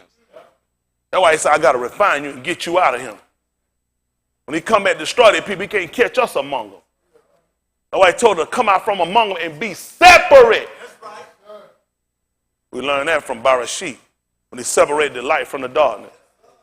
You got to come out and be separate. That's the only way we're going to go up. All right. Y'all see. He took Ma'im up and left some Ma'im down. He didn't take all the Ma'im up. Ma'im covered the whole of Iraq. You ain't going to believe what happened. When he destroyed them, men covered the whole face of the Pani. Well, the whole Pani of the Iraq, the whole face of the planet. He only saved a few of them. So don't tell me you don't understand it. He showed it to us in Barashit. How did he decide to take some water? Who knows what water, how he decided to take the water up that he was going to take and leave the one he left down? Exactly, you don't know. Because he in the Shamayim and he do whatever he pleased. That's what they tried to show him by Darius. He do whatever he pleased. He decided to take him and elevate him up and leave the other ones down. When he brought him into the Iraq, he decided to say, let all the Maliki worship him. Everybody got to do it. That's all y'all here. Don't worry about it. Listen to the book. But Yahuwah have taken you. This is they call Deuteronomy, all our Hadabarim chapter 4 at verse 20. And did what? And brought you forth out of the iron furnace. See that? See, so now reading that from where it's at, that don't include you. That's talking about them. How many of y'all came out Mizraim? You didn't. Not for what you knew from reading this. You learning now that what they call America was actually Mizraim. It still connects to Mizraim. You didn't know no other way. And when he talking this set of people that he brought them out from Mizraim. Listen what happened. Even out of Mizraim, to be unto him a arm of inheritance, as ye are this yom.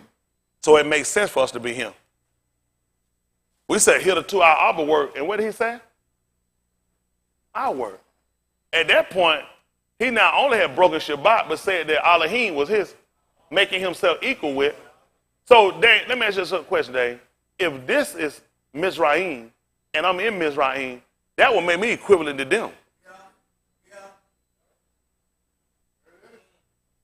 Well, he just told me he brought them out of the iron furnace. I don't remember, where's the iron furnace at? He said even from Mizraim. How about this is Mizraim? Literally Mizraim. You have Memphis, Tennessee, which is after Memphis in Egypt. They call it Mizraim.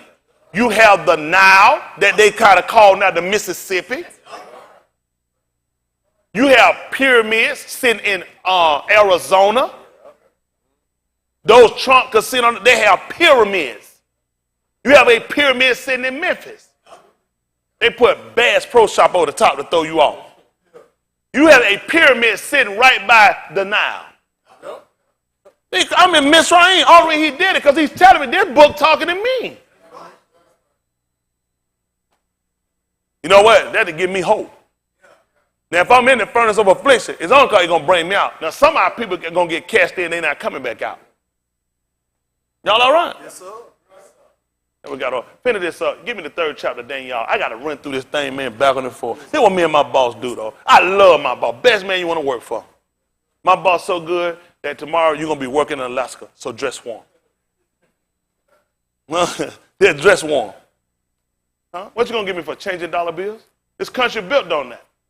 They call it they call it money laundering. He said the country built on that. Changing dollar bills. That's all he said, turn him and say he was doing. They don't like that, do they? They look at that movie, they got true. That's white people do it all the time. Money laundering. They take their dirty money and run it through. Let me tell you how they do it. White people that had slaves, right? They saying now slavery is wrong because they got all the goods and they got all the wealth from it. So now what they did, they owe what they call legitimate business with slave money. That's called money laundering. CSX Railroad Day, that's called money laundering. Wachovia Bank, money laundering. They own slaves. Y'all love these banks. These people were slave owners. Wachovia is not new. Wachovia bought what's called First America. A lot of y'all weren't even living, y'all were kids when First America Bank was out. They don't remember that they were First America Bank. They was accumulated by Wachovia. Wachovia was in slavery. American General Insurance, slavery, money laundering. These people, they were responsible for insuring slaves. It's called money laundering. Now people go get in the insurance industry, own up an insurance company. It's called money laundering. Country built don't change the dollar bills. White people create these crimes for black people and other white people they don't like. They just busted one of Trump's sons, associate, got him, and that joker went to federal court and got a massive heaping time of 15 days in prison. You don't even put on a uniform in 15 days. You can't classify nobody in 15 days. You sent them to Jackson, Georgia. That's a diagnostic prison in Georgia. Once you get sentenced, you're going to go to jail. From jail, they're going to ship you down to Jackson. From Jackson, you get classified, they're going to ship you out. You can't get in and out of Jackson in 14 days. Am I lying, Dave? You can't get no Jackson. It take too long to process. You can't get no 14. You might sit there 3 to 6 months before you hit out of there. Man going to prison for a federal crime. 15 days in prison. They ain't in prison, that jail. You can't send a man to prison. What prison they got 15 days? Cracker time. They had hammer time. Now they got cracker time. Cracker time was out before hammer time. Y'all got to be educated by that because you live in a world that plays games with you. They use word and verbiage and make a fool out of you.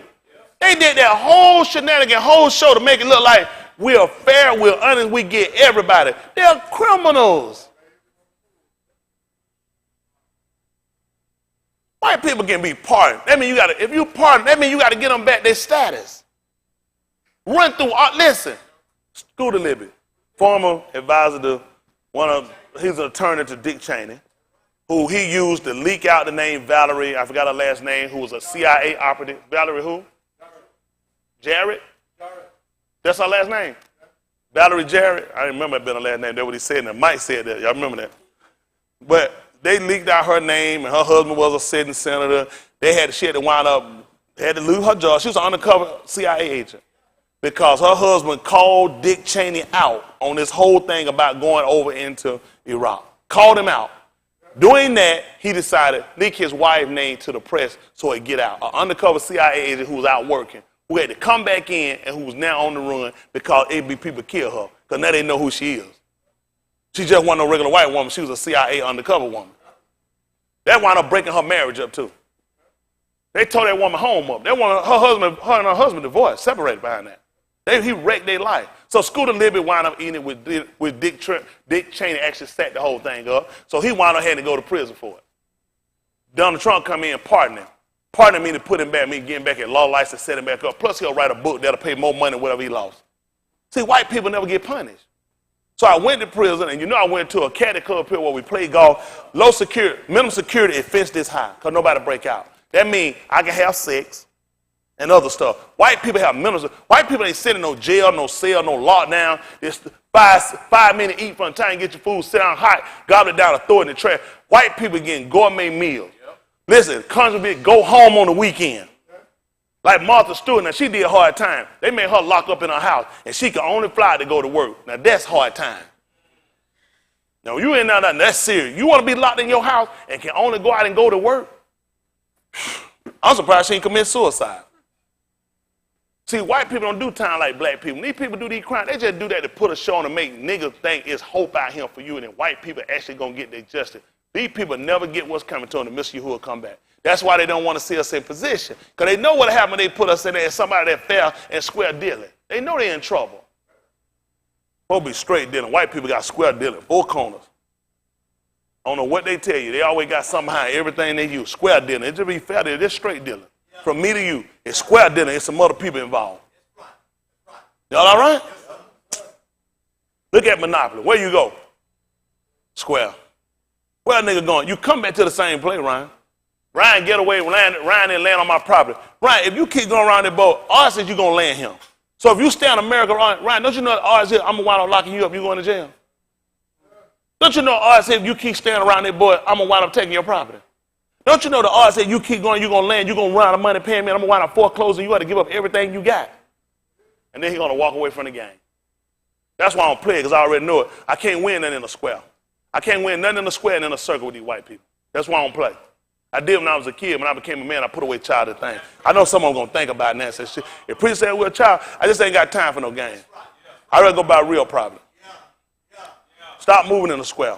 Stop moving folks in a circle. Nobody else did that. We try to set our stuff up. Listen, man, I want to go north, south, east, and west. At Abraham, I want to go in the height, the depth of it. Just like when he did with Adam. I want to go in the height and the depth of the whole thing. And the destination. They got a nigga going around in circle, everything you play. In there, they got another game, you push a little button, and the little dice jump. What is that game? I don't get it now. I ain't playing nothing in trouble. I've been in trouble already. I don't play games like that. I'm in it for real. I ain't got time to play with no stuff. A lot of stuff I don't play. I don't. It mess with my psyche. I ain't gonna be in trouble. I'm sitting here with some dice locked into a little bowl. I'm pushing, they popping around. Where they going? Where they going? I just ain't got time. I got too much on my mind. I guess if y'all start minding more, a lot of stuff you start catching and you start questioning. You can't win something when you keep going around in the same circle. You're not going to win like that. That's why you got to come out from, why he told you to come out from among them? Because you can't win. Why you think he told you to come out from among them? There's never been a time you've ever prospered or been productive when you've been among them. Come out from among them. Only way any one of us ever elevated anywhere and with those people have been somebody that they didn't know. They didn't know. You think they knew that Mushaw wanted us, he'd ever got that position? Never would have happened. When he found out, he ain't no fool. He knew he had to leave. He knew he couldn't stay in there and be one of us. I could stay in here and I can help my people. The Lord is using me. Now here, you have to go. I only put you there to learn how these people work so you can teach our people, let them know them folks don't like you. I've been among them. I know how they think. Them people don't care about your estate. I've been among them. It took one. We had to get somebody that been among them to come back and let them know how those people think and how they operate. Because like we do him, we always think of some good ones. Not no good. There's never been a good slave owner. That's retarded. Ain't never been a good raper. A nice murderer. They're a murderer. They're a raper. That's it. Get out your mind. These people don't mean you no good. Come on, finish up what we got. Furthermore, Yahuwah was angry with me for your sakes. What happened? And swear that I should not go over your Don, and that I should not go in unto that Taub land, which Yahuwah the Elohim giveth thee for an inheritance. What happened? But I must moot in this Beth. I must not go over your Don, but ye shall go over and possess that Taub land. See that? He started there. Musha didn't have no idea when he went down. Just like we learned, these things, they didn't even know it. Isn't that right? They didn't even understand what he was doing for them. Listen, Yahushua did a great work for us. He prescribed that we were going to go and we were going to possess it. Even when we came here enslaved, we were going to take this place. Then y'all told us the truth. The Kodash of the Most High, we're going to take it. And we're going to possess it forever and ever.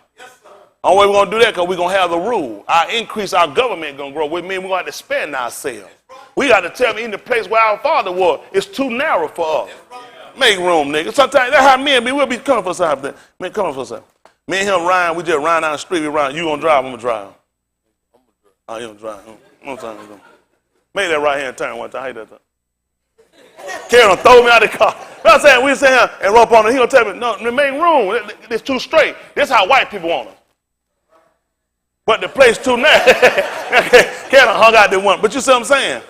It's too narrow. That's what they do. That's why they kid us in the prison. They teach you how to operate in smaller controlled places. They like every time you look at jail, they're not getting bigger, they're getting smaller. They're trying to get you to reduce your lifestyle, your living. You got good. You know what you do? Get rid of them. The house too big. House too small. Why don't I just get a bigger house? My stuff growing. He don't teach you that. He teach you to live within confines of where you at. He don't teach you to elevate. He don't teach you to expand. We had Abraham and we had Luke. What happened? We ain't got enough, no, what they did was say, listen, I'm going to let you go, you go, you go, and you go, because I ain't got no more room. I'm going to kill all these animals and run them off. Don't make sense. Listen, you're going to have to move, because I got to move. We expanding. We growing. White people teach you how to downsize. What you think will happen if I keep downsizing? Ain't gonna have nothing. And then eventually when I don't have nothing, I don't have a reason to live. The whole psychosis to teach you to die. Listen, what y'all think Yahushua was doing? He was reading in the 26th chapter of the book of Matthias, verse 56. Amazing, you know they said, he told them, think now that I can palau to my Abba, and he'll give me more than 12 legions of Malachi. But he said then the scripture got to be fulfilled. After this, you know what the book said? They all forsook him. He just lost 11 followers. Got to the 2 and just lost his mother. He was reducing his life so he could die. Let me tell you what happened to some people who got kids and got a lot of stuff. You know what they'll do? They'll fight to live. You know what they say? I got too much to live for than to die. Had he kept holding on to those 12, held on to his mother, held on to his brother and sister, it's too much to live for to die. So you had to get into a point that, listen, they gone. I lost one first, now I lost 11. Now I'm seeing him, but one I love got to go, and then my mother got to go. Guess what he looked at? I'm ready to die. Now, guess what they do, Dave? They get him to start drinking. Who do you give drinks to? White man gave you bootleg liquor. Guess why, Kenny? Because you ready to die. You ain't got nothing. You ain't doing nothing. Any one of y'all, that's how he treats you. That's why I try. Do y'all mind? Always, man. They always think some of these white people do are harmless. I never think they do nothing harmless. Everything is harmful. Everything he gonna do me gonna be. Why would they say he gonna do something harmless to me? I'm the most dangerous predator he ever seen in his life. A black man that can think. A black man with an agenda. A black man, he get the reins, he won't give it back to him. You better be scared of me. I insist you cross the street, you see me coming. I ain't gonna ask him, I won't dare tell him don't be scared. You did the right thing. Because ain't no telling what I'll do. Stop and let that kid, go ahead and rub him, touch him. That nigga ain't gonna do nothing. I sock his kid in the street. Ain't that right? Listen, listen to him. It didn't so the predator when they at the zoo doing that foolishness. You open that cage and you'll walk in here with me? So you don't know me now. You ain't heard about me. You'll open that cage and you'll come in here? I'll tear the drawers off you, nigga. I'll be all on the news, folks be horrified. You'll put your kid up on a fence and I'm sitting down here and your kid can fall. And your kid fall down at me? I'm a predator. You captured me, you and sit here and indigenize me, and your kid fell there, I'll kill it. Right. Now you know they say kill the predator. I'm an advocate for the predator. I'm an advocate for the predator. You should have left it where it was. Don't come in my house and then tell me don't kill you. You shouldn't have came. I always make it an animal now. The animal the one that sit around and the animal wrong. You know, took that animal away from his home, from his family, everything get known. They am in fear for us. I don't know what these crackers gonna do to me. Now this white woman keep jumping on my back, ain't got no draw, ain't washed her booty. Cracker keep sitting up here with those thongs in behind, want to sit on my nose, talking about ride him around in no water. For trying to get out of here, I'm trying to kill somebody and escape. What you think? He a predator. White people want to reduce it down. Teach how to eat one sardine. Got her done gorilla, got her done a lion eating a banana. That's a carnivore. That's right. Don't eat no, let them made a fruit salad for a lion. Go to see where they done file that nigga teeth down like human teeth. Declawed him. That's what they did to us. That's what they did to us. They declawed us. They fanged us, took the fangs out of us. That way they feel like they safe around it. Took us away from wanting weapons and guns. They bad. They bad for kids. They bad. They destroy homes and families. You don't want them. And every time you look around, white folk got them.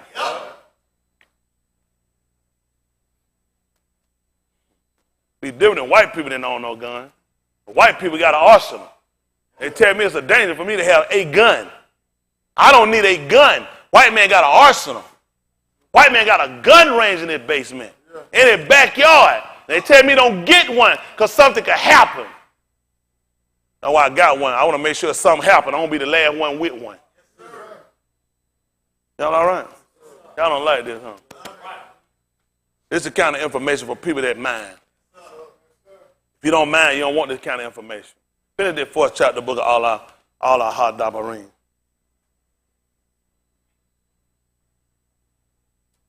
Deuteronomy 4. Where you left off at? 23. 23. Listen to the book. Take heed unto yourselves. See that? That's what you got to do. You got to consider yourself. Listen. Lest ye forget the barith of Yahuwah your Elohim. See that? Unless you forget the covenant of Yahuwah your Elohim. Listen.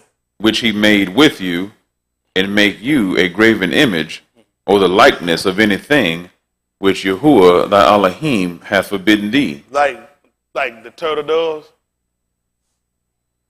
What is how did you cross a turtle up with a dove? When you seen a dove with a shell on? You think Adam was stupid? He don't pay anything. Hey, turtle, dove. What in the world these people, turtle, dove? White people just cross up anything. Hybrid. Listen. For Yahuwah thy Elohim is a consuming fire, even a jealous Elohim. So who burned up California, the car or Mr. Yahuwah? Every time you look around, it just keep burning. They got that volcano they couldn't put out. We're going to put on a volcano, we're going to put on Mr. Yahuwah. We should know better, but you know what didn't happen? We weren't mindful. We didn't consider ourselves, and we forgot the covenant. We forgot the beret. When we started seeing stuff like that, we understood who it was. That's Mr. Yahuwah. That's using Yahuwah Rap. Mr. Yahuwah Rap. He come, he told he have his way in the whirlwind. We call it Florence. Hugo. That's what white people got us to do. They got us to forget. He want us to forget his name, forget his beret. All this stuff we knew. So when we saw these things, we knew who was responsible. We knew that he was angry. But they made us forget it. They got us to get Jesus. We started taking these other gods and start building like he told. I'm going to get me a Jesus. I'm going to get a cross. You got your cross. All of us got a cross to bear. That's what they did because we forgot the covenant he made with us. Listen. When thou shalt beget Beni, and Beni's Beni, and ye shall have remained long in the Beth. Y'all hear this? When you beget children, and your children's children, and you have been in the land for a long time, what happened? And shall corrupt yourselves. And ain't done that. Every generation getting worse. My generation was bad, but the generation came behind me made us look better. I was never the man my daddy was. My dad could chew nails. That man didn't have no teeth. He's just a man. I mean, anything cut, he take tape and just tie it. He just wrap it around and keep working. He was not going no hospital for nothing. Listen, tape that thing up and keep it moving. Man got stabbed up, they stabbed him in his stomach, took it from one end all the way to the other end, gut, right at our front door. He crawled from there and crawled over to the neighbor house, my cousin, because he didn't want to see a left in front of the house dead. Every man trying to get help cool as he can. He was just a man. He just looked at it. That's how you did it. He was a man. He didn't want his family to come out there and see him laying at the doorstep dead. So he'll crawl over to the neighbor people's house with his guts hanging out. From him all the way over to them. It's just a man. They were tight, so they made it tough on my generation. I couldn't be the man he was. I'm going to be hollering at things stick me. Ah! Get here! Nigga done stuck me. Other niggas here, they see a knife on TV, they start crying. Generation behind me even worse. They show a knife on TV, boy, they gonna start hollering. They bad out here now. See that? He said when you beget Beni and get children, and they beget children, even you been long in the land, whether have we done been here? We done forgot what we were here for. We were here because of the transgression of our fathers. We were here because he had chosen us to the furnace of affliction. Because he was going to get ready to bring us out. But white people use the psychosis of them teaching and educating us, giving us English instead of language we had, giving us their information in exchange for all our information. Now we go to white people and white people teach us. You know what else they just did? They just went and cleaned up one of the pyramids over there in Mitzrayim.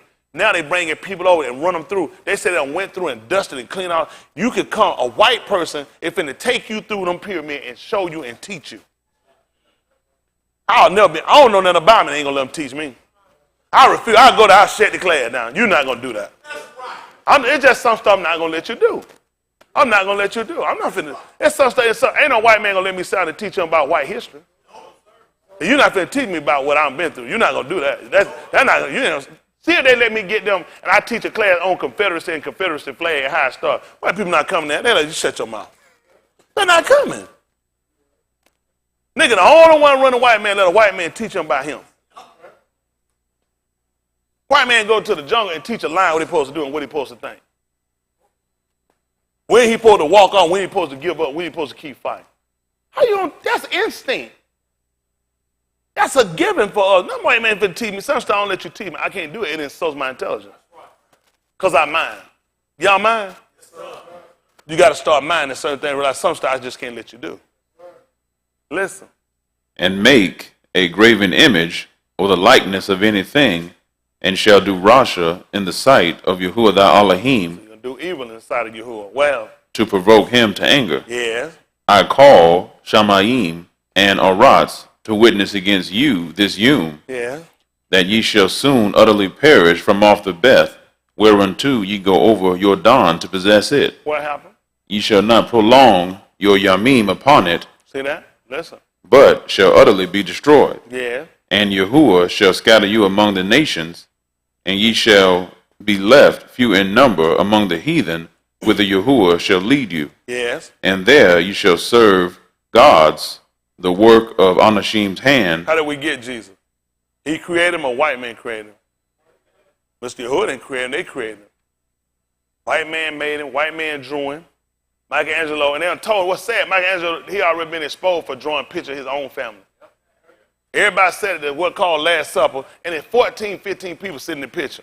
It should have been but 13 with him and the 12. You got a picture sitting in your house, your grandmama, everybody in your family so dumb, you got 15 people sitting on the wall. Everybody got golden cups. Everybody got whole loaves of bread.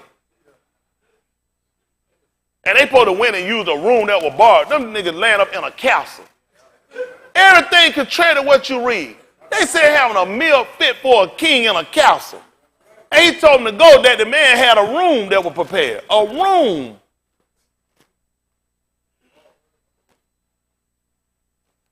That's wild. That's really, that's how they mess our mind. White people drew it and gave it. How many of y'all remember that picture? How many of y'all used to think some of that picture? Don't start that line. I know these folks not going to play that. I did. I ain't even think. You know how they show you? Looking at that picture, I never counted it. Then one day it came and somebody told me I counted that. I said, what? Then it got women in it. Yeah. That just show you, white people show you how dumb we are and how you'll look at something and take it without questioning. The fact that you saw a picture that your book told you it was 13 of them and no woman, you see a picture with 14, 15 pictures and 2 women in it. He was sitting in a room that was borrowed and they sit here in a castle. He sitting here with a cup, they sit here with brass and cup, gold cup, throw it all across the table. Well, we're in bad shape.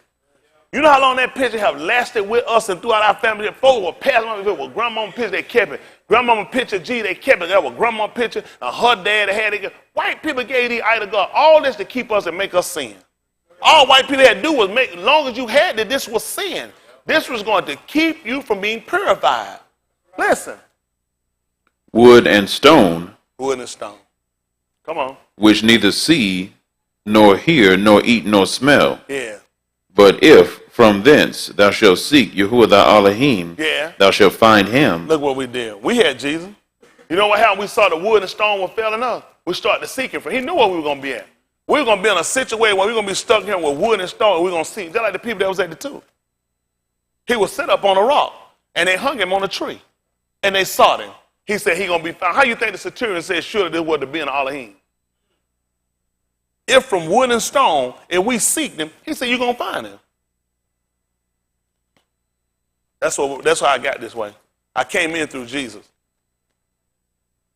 The wrong way is what forced me to go the right way. Standing in the ways of sin, I had to look for the old path. What did they have? What did they have? What worked for them? Listen.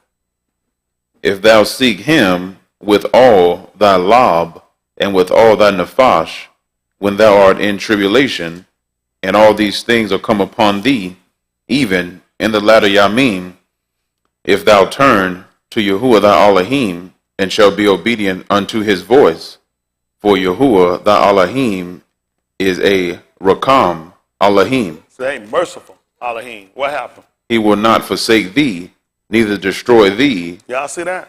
That makes sense for y'all? Let me say something. See that Matthew chapter 20 right quick. 20 and 1. Matthew.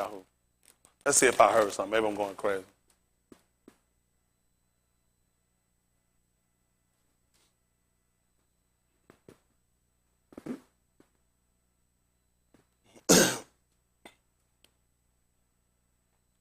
Matthew chapter 20, verse 1. Matthew, they call it Matthew. Listen to the book. For the Malkuth of Shamayim is likened to an Ish that is an householder, which went out early in the morning to hire laborers. Y'all see what happened? It's just like a man that's a householder. A man that got property.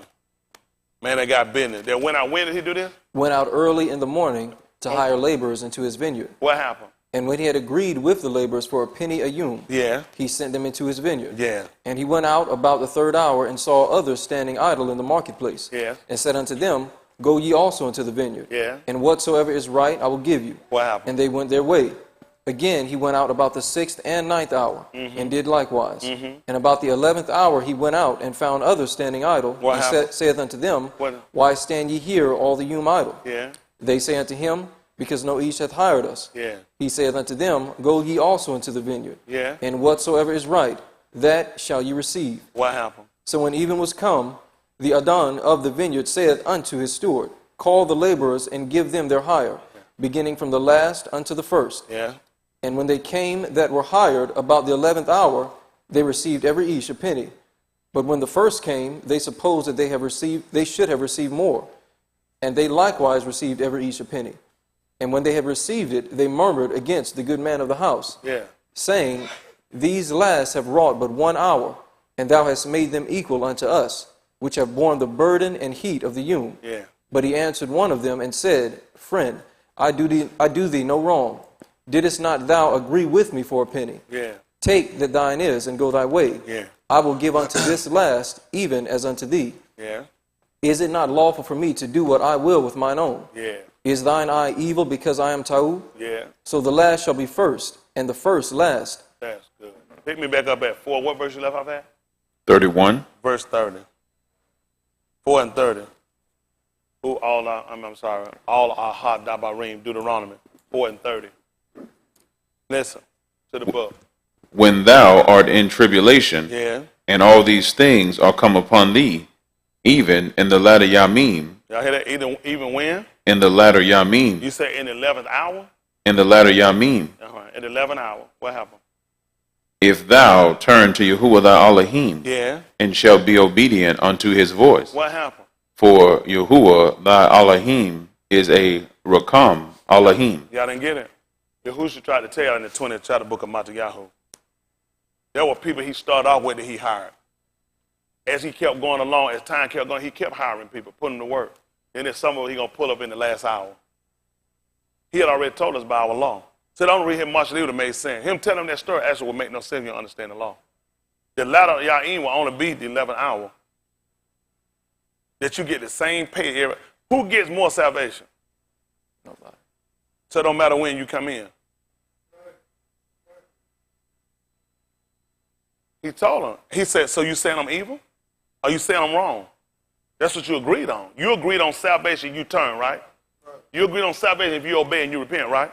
So if Candy come here and get it 5 minutes before he come back and he can do the same work that you done, shouldn't he get the same pay?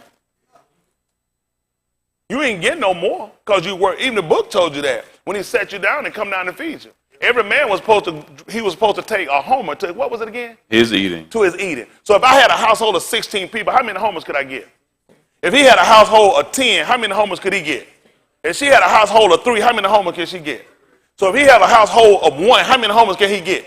So guess what happened? He that gathered more had nothing over, and he that gathered less had no lack. The book said Pope inequality. Oh, they don't know what they're doing with this book. They think it was a story about eating bread, didn't it? It's the same amount. Because you see me walk out with 16, I'm not getting 16 for myself. It's 16 people in my house. So every man get a homer. So every man gets salvation. Every man that work got a pence. No man came and first got 2. You can only save yourself. They miss a lot of stuff. See, your law set you up that when you heard this conversation, it should have sparked you from the law. That's how you know it's working. Pick me up at 11:32. Who know what I want? Abarim. Family reunion? Hebrews.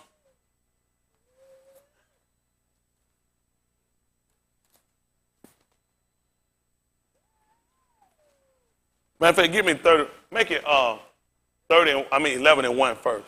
Abarim. I know y'all ready to go in it. As soon as you got in, you'll start seeing it for food. I'm gonna let one of the ministers pray. It can take a long time to keep y'all up, though, boy. You gotta be pretty good to keep y'all up this long and teach at the same time. And be hungry and thirsty. Don't forget about Father, I don't need no mouth to mouth. I need food and water. Don't be asking no questions. This is 11 and 1 of the book of Abarim. I put 11:32, but 11 and 1 first. There's no way you can be 32, you ain't never been 1. Listen to the book. Now, Amunah is the substance of things hoped for. Y'all paying attention? Now, Pence is, what was it again? The substance of things hoped for, and the evidence of things not seen. Tell me what happened. For by it, the elders obtained a good report. They all receive a Pence. They all receive a Pence. The elders are con. Listen what he told you. Through Amunah, we understand that the Arats were framed by the Debar of Elohim. What happened? So that things which are seen were not made of things which do appear. Listen. By Amunah, Habel offered unto Elohim a more excellent sacrifice than Cain. Y'all see what he just told you? He talking about who they call Abel Abal. He's telling you what he did. He offered a better sacrifice than his brother. Con. Listen. By which he obtained witness that he was Siddiq. Listen. Elohim testifying of his gifts, and by it, he being dead yet speaketh. You see what happened? And you know what happened with that, Brent? That's the first time we learned, let another man praise you, not your own lips. Because he never told us that. In the fourth chapter of the book of what they call Genesis, Barashit, it clearly told you when they came, they both offered sacrifice. We didn't know who did what. Elohim told her when he got Cain, when he saw Cain head draw, he said his counting was low. He said, if you do it well, should not you be accepted? We let her know that Abba offered a great sacrifice. He never told us that. Elohim told her about, let me tell you what showed and dignified here, the actions of Khan. The way Khan act, well, let us know that Abel was accepted. That's how we learn. He didn't tell us nothing. Your Lord told, let another man praise you, not your own lips. He said, if thou do it well, shall not thou be accepted. And we even knew that his option was accepted simply because of the correction that was given to his brother. Only Mr. Yahuwah could do something like this. He said, and if not, that's how we know he's transgressor. That's how we knew he was a transgressor. Before he even killed it, bro, we knew he was a transgressor. You ain't gonna believe what that book said. Book said he was called a transgressor from the womb. Your Lord told you, you're a transgressor from the womb. I'm just reading the book. Listen. By Amunah, Chanuk was translated that he should not see death. Y'all see that? Who y'all call Enoch. Chanuk, he was translated that he should not see death. Listen. And was not found because Elohim had translated him. Listen what happened. For before his translation, he had this testimony. What happened? That he pleased Elohim. Yeah. But without Amunah, it is impossible to please him. Listen. For he that cometh to Elohim must believe that he is. So when he called, let me ask you a question. So when he called Adam, what was his problem again? He didn't come. I wonder why. Maybe I need to pray about that. He didn't believe. Because he that cometh to him must believe that he is. And he's a reward of them that diligently seek him. So it makes sense why they wouldn't come. Or do we need to pray about it? Listen. By Amunah, Noach, being warned of Elohim of things not seen as yet, moved with fear, prepared an ark to the saving of his house, by the which he condemned the Arats, and became heir of the Siddiqah, which is by Amunah. Pick me up at verse 32.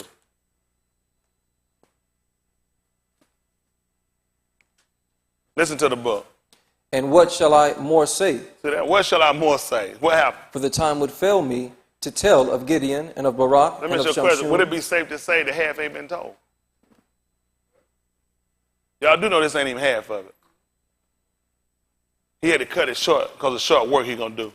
He said, I gotta cut it short. See, everybody catching the behavior. He said, I gotta cut it short because he was just rolling. He was going through. If you notice, he started from back up when y'all started to know, he started to do well. Adam we knew from doing wrong, but he told you a ball. So he started showing you from each doing well. Back even from the beginning. Started rolling through everybody and then keeping everything tight. Brought you on down to Kunok that was gone, Kanuk. Then he brought you on down to Nuak. He just bring you on down to him. He gonna bring you to Abraham. Then he went and started saying, listen, I gotta cut this thing short. He got it from Mr. Yahuwah. He said, got to cut it short, and guess what? It's still going to be right. Listen to the book. To tell of Gideon, and of Barak, and of Shamshun, and of Yeftach, and of Daud also, and Shemuel, and of the Nabiim, who through Amunah subdued Malkuth, wrought Siddiq, obtained promises, stopped the mouths of lions, quenched the violence of fire, escaped the edge of the sword, out of weakness were made strong, waxed valiant in fight, turned to flight the armies of the aliens. Nashim received their dead, raised to life again, and others were tortured, not accepting deliverance, that they might obtain a better resurrection. And others had trial of cruel mockings and scourgings, yea, moreover, of bonds and imprisonment. They were stoned, they were sawn asunder, were tempted, were slain with the sword. They wandered about in sheepskins and goatskins, being destitute, afflicted, tormented, of whom the Arats was not worthy. They wandered in deserts and in mountains, and in dens and caves of the Arats.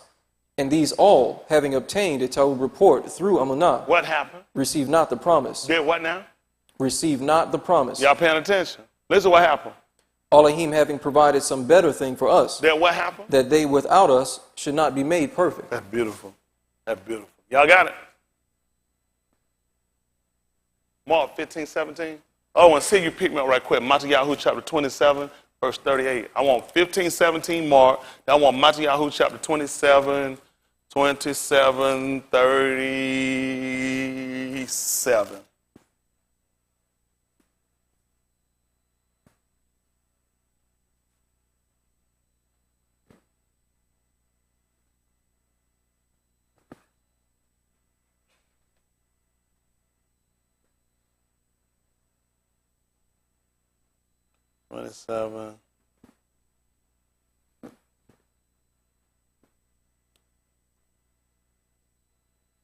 Look right. Mark chapter 15, verse 17. Other one got me the book of Matthiyahu chapter 27, verse 38. Listen to the book. And they clothed him with purple and plaited a crown of thorns and put it about his head. Y'all hear that? Listen. And began to salute him, Hail, Malach of the Yahudim. Yeah. And they smote him on the head with a reed, and did spit upon him, and bowing their knees, worshipped him. Yeah. And when they had mocked him, they took off the purple from him, and put his own clothes on him, and led him out to crucify him. What happened? And they compelled one Shimon, a Cyrenian, who passed by, coming out of the country, the Abba of Alexander and Rufus, to bear his toot.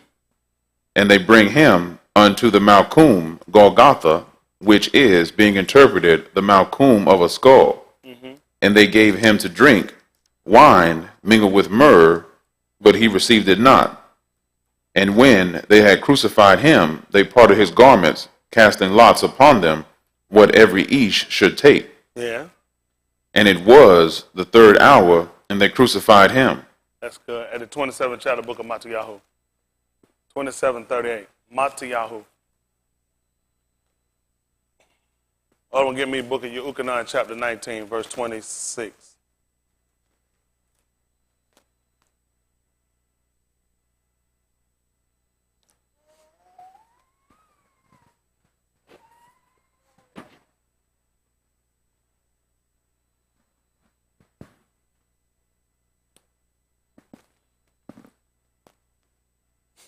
The Ukanan, they call John, 19:26. He gonna hold that for me.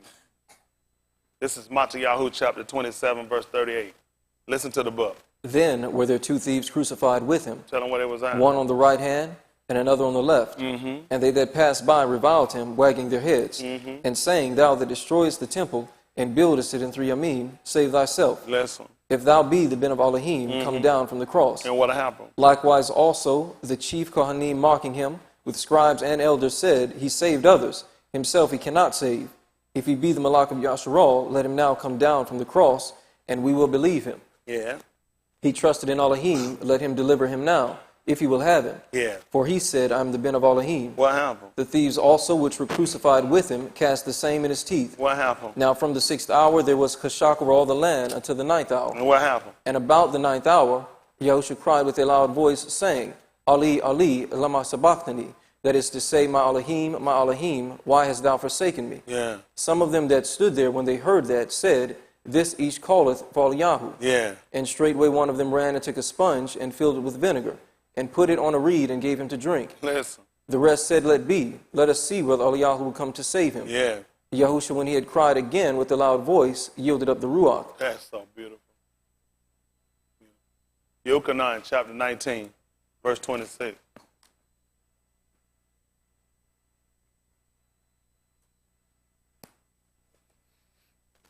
Listen to the book. When Yahusha therefore saw his aim, and the Methodist standing by whom he loved, he saith unto his aim, Ashah, behold thy ben. Then saith he to the Methodist, Behold thy aim. And from that hour that Methodist took her unto his own home. Mm-hmm. After this, Yahusha, knowing that all things were now accomplished, that the scripture might be fulfilled, saith, I thirst. Mm-hmm. Now there was set a vessel full of vinegar, and they filled a sponge with vinegar, and put it upon hyssop, and put it to his mouth. When Yahusha therefore had received the vinegar, he said, It is finished. And he bowed his head and gave up the Ruach. The Yahudim, therefore, because it was the preparation that the body should not remain upon the toot on the Shabbat Yom, for that Shabbat Yom was an Shabbatun, besought Pilate that their legs might be broken, and that they might be taken away. What happened? Then came the soldiers, and brake the legs of the first, and of the other which was crucified with him. But when they came to Yahusha, and saw that he was dead already, they brake not his legs. Yeah. But one of the soldiers with a spear pierced his side, and forthwith came there out Dam and Maim. Yeah. And he that saw it bare record, and his record is Amat, and he knoweth that he saith Amat, that you might believe. Yeah. For these things were done, that the scripture should be fulfilled. Yeah. A bone of him shall not be broken. Yeah. And again, another scripture saith, They shall look on him whom they pierced. Yeah. And after this, Yahusif of Arimathea, being a Methodist of Yahusha, but secretly for Yara of the Yahudim. Y'all see that? What happened to him again? He being a Methodist of him secretly for the Yahudim. And what happened? Besought Pilate that he might take away the body of Yahusha. Mm-hmm. And Pilate gave him leave. He came therefore and took the body of Yahusha. And there came also Nicodemus, which at the first came to Yahusha by Lela, and brought a mixture of myrrh and aloes, about 100-pound weight. Then took they the body of Yahusha, and wound it in the linen clothes with the spices, as the manner of the Yahudim is to bury. That's good. That's good. That's good. I finish up, so now I come back. Finish that. Dabari Hayamin, Deuteronomy. We left out 432. And he had Amos chapter 3, verse 1. 31. And I got to come back on, don't I? When you left out 4 and 31? All our hot Dabarim, Deuteronomy 4 and 31. Listen. For Yahuwah thy Elohim is a Rakam Elohim. Merciful Elohim. What happened? He will not forsake thee, neither destroy thee. Y'all hear that? He will not forsake thee, neither destroy thee. Nor forget the barith of thy Abba, which he sware unto them. Yeah. For, as now the Yamim that are past. Well, take my verse 30, I'm sorry. 4 and 30. When thou art in tribulation, and all these things are come upon thee. Y'all hear this? In your tribulation, all these things will come upon you. What happened? Even in the latter Yamim. Even in the latter Yamim. If thou turn to Yahuwah thy Elohim. See that? If you turn to Yahuwah thy Elohim. And shalt be obedient unto his voice. And be obedient to his voice. For Yahuwah the Elohim is a Rakam Elohim. So he sure he merciful. See, y'all have paid attention back in the 20th chapter book of Matthew. He started telling y'all, he was giving y'all a timeline. He started telling you about how son that came early in the day. When they took him up to crucify about 9 o'clock, that's early. Later on, some people started to come about the 3rd and 9th hour. It got dark from about that same time. He gave you time period where people could get in, these time periods. And then he told you at the last there came some. Only the last could be the 11th hour. That's when Nicodemus never came to get him. They only had 1 hour to get him in the ground. See, they had been Methodists privately. They didn't come to the last hour. So he was just showing you timeline.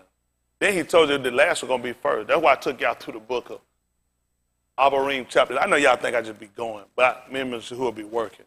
Because I start giving you a timeline. I show you the people that came early, like Abal.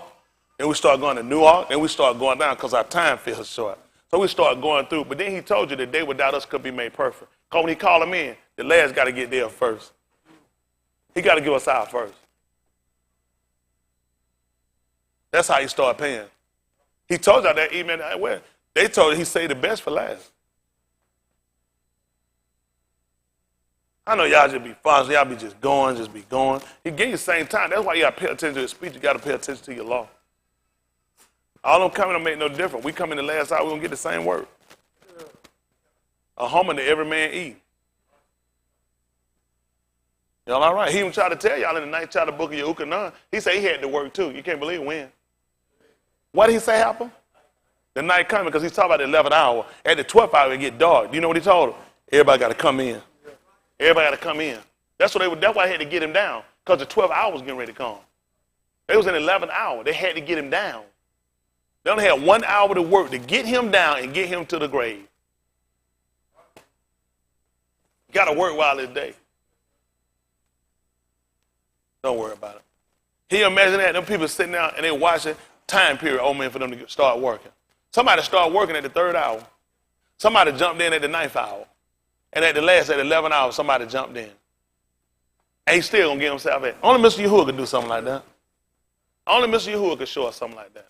There's too much we miss. That's why we need him to illuminate us. Listen, we have got to become conscious. It's so much we got to know and we don't know. It's so much stuff we don't consider. I told y'all how many times, a couple years ago, he does more sitting on that tooth than people do moving. They have no idea what he's doing. And that's the dangerous part of going through it, because you really don't know. This man was never just sitting around just telling them so because he had something to just shoot out his mouth. He was trying to get people that were conscious, like he told, he that have an ear. So I listen. Huh? All right. So you need to be a listener. Even your code told you, let every man be quick. I can't remember. To hear. Slow to what? And slow to what? They told you anger rests in the bosom of a fool. You got to be smart. In the book told you Yahuwah say slow to anger. But when you get him hot, he pissed. He pissed. Oh, he get real pissed. Listen. Come on, finish this all our hot dabarim. He got me our Moose 3 and 1 they call Amos. This is dabarim, Hayamin. I'm sorry. All our hot dabarim they call Deuteronomy. 4 and 31 now? Or was that 30? 31. Listen, 31. Listen. For Yahuwah thy Elohim is a Rakam Elohim. Merciful Elohim. Come on. He will not forsake thee, neither destroy thee, nor forget the barith of thy Abba, which he sware unto them. That's beautiful. Now he asked why he forsaken him. But he knew, I won't forsake you, nor will I leave you. We need to know that. We need to know that. Listen, a lot of times we get in a situation, it seems like you're out here by yourself. It seems like you're by yourself sometimes. People don't know. Listen, sometimes you'll get a situation that come, you will literally feel like you're by yourself. Even Yahusha did. I mean, you walking, you already got your own stuff you're dealing with. You got people walking with you. All of a sudden, you lose one that you thought was standing with you. All of a sudden, you get to a real dire situation, dire literally and figuratively, that you sit here, and now the other last 11 you thought were whole, they walk away. And then you know what y'all remember? Yahuwah my Raha, I shall not want. He made me to lie down in green pasture. He leaded me beside the still Ma'im. He restored my soul for his name's sake. Either I walk through the valley of the shadow of death, I shall fear no evil. For he with me, the rod and his staff, they comfort me. You got to be able to encourage yourself with the dabarim. They had to leave him. They had to leave him. That's the only way he had to walk through that by himself. See, there's some stuff you go through, you don't do by yourself. It's good to have people along with you. But you know at certain point, certain time, when you feel like you're alone, like he said, yet I'm not alone. He said, yet I'm not alone. Yahuwah. When Daud told us about what he did, he came back and people listened. He said, Yahuwah delivered them. That's who helped me to do that. Daud didn't do that by himself. Yahuwah delivered. Shamshun didn't kill all them people by himself. He did not kill them all himself. Yahuwah, he had something to strengthen me. Strengthen me. Once this one time, strengthen me. See, once you started getting out, when you see him before, you said Shamshun killed a lion. We gave him the credit for that. But we found out he did more when Yahuwah strengthened him. He killed more in the death than he did in the living. So now you can see the power in dying. Can you imagine doing more in your death than in your living? We understand with everything you read about Yahushua, his biggest work been when he died. People still run around arguing, can they eat honey? Man, Shamshun died. That man destroyed our enemy. All the lords of the Philistine that held us captive, all the things that kept us, and he destroyed. And these niggas still worry, can they eat honey? They're trying to go to the zoo, and they going back to the pet store, trying to buy a little fake little stuffed lion, trying to rip it up. Listen, save your mind and look at what he did. He destroyed our enemy. That's why we look at him. He should be called. He's going to destroy the lords of the Philistine. These people here, they never Philistine that rule us. These people here ain't never the same people of old. These are the children of these rotten people. And these people rule and suppress us. We should have been looking for a man that was going to come and destroy and kill them all. And then you praying for them. People that was under rulership wouldn't have been praying for them. They were hoping for their death. That's just being honest. They teach us that we wrong. What you think Mizraim, the people that was in captivity, Mizraim, praying for the Mizraim? Lord, keep them, protect them. Don't let no hurt come to them, Lord. Because I know you want me to pray for my enemy. Well, he done say and told the man to let us go, and he wouldn't let us go. He done told us I'm going to come and kill him. Why would I get in the way with a prayer?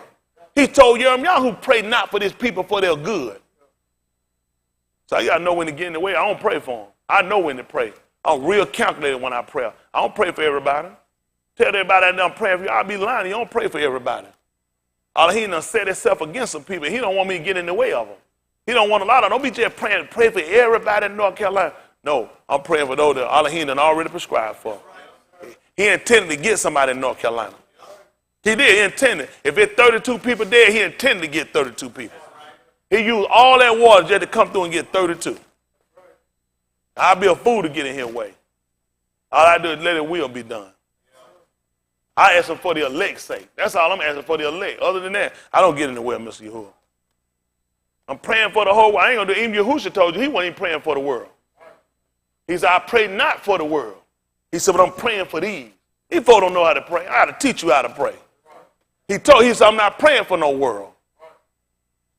So I'm praying for these.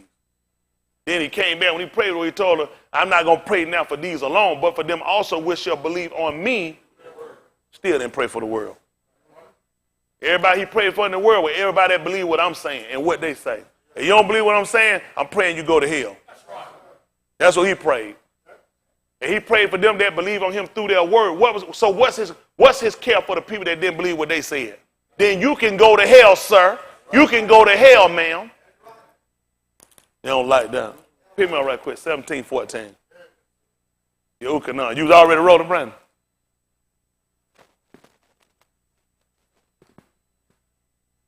These guys, they're going to be so sharp, they're going to be already there. Yes, sir. 17:14, Yukanon. They don't like this. Have us sitting around here, man. Don't be praying for these folks. I don't be praying for everybody. Pray for the elect. Isn't that right? Just like Shaul told him in 2 Thessalonians 3:1, said, finally, I keep praying for us. That the bar might have free course. And it might be glorified with others, even as it is with you. We're praying for the elect. Y'all all right? Yes, sir. All you did for the elect's sake. Listen to the book. This is 17 and 14 of the book of Yehukanan.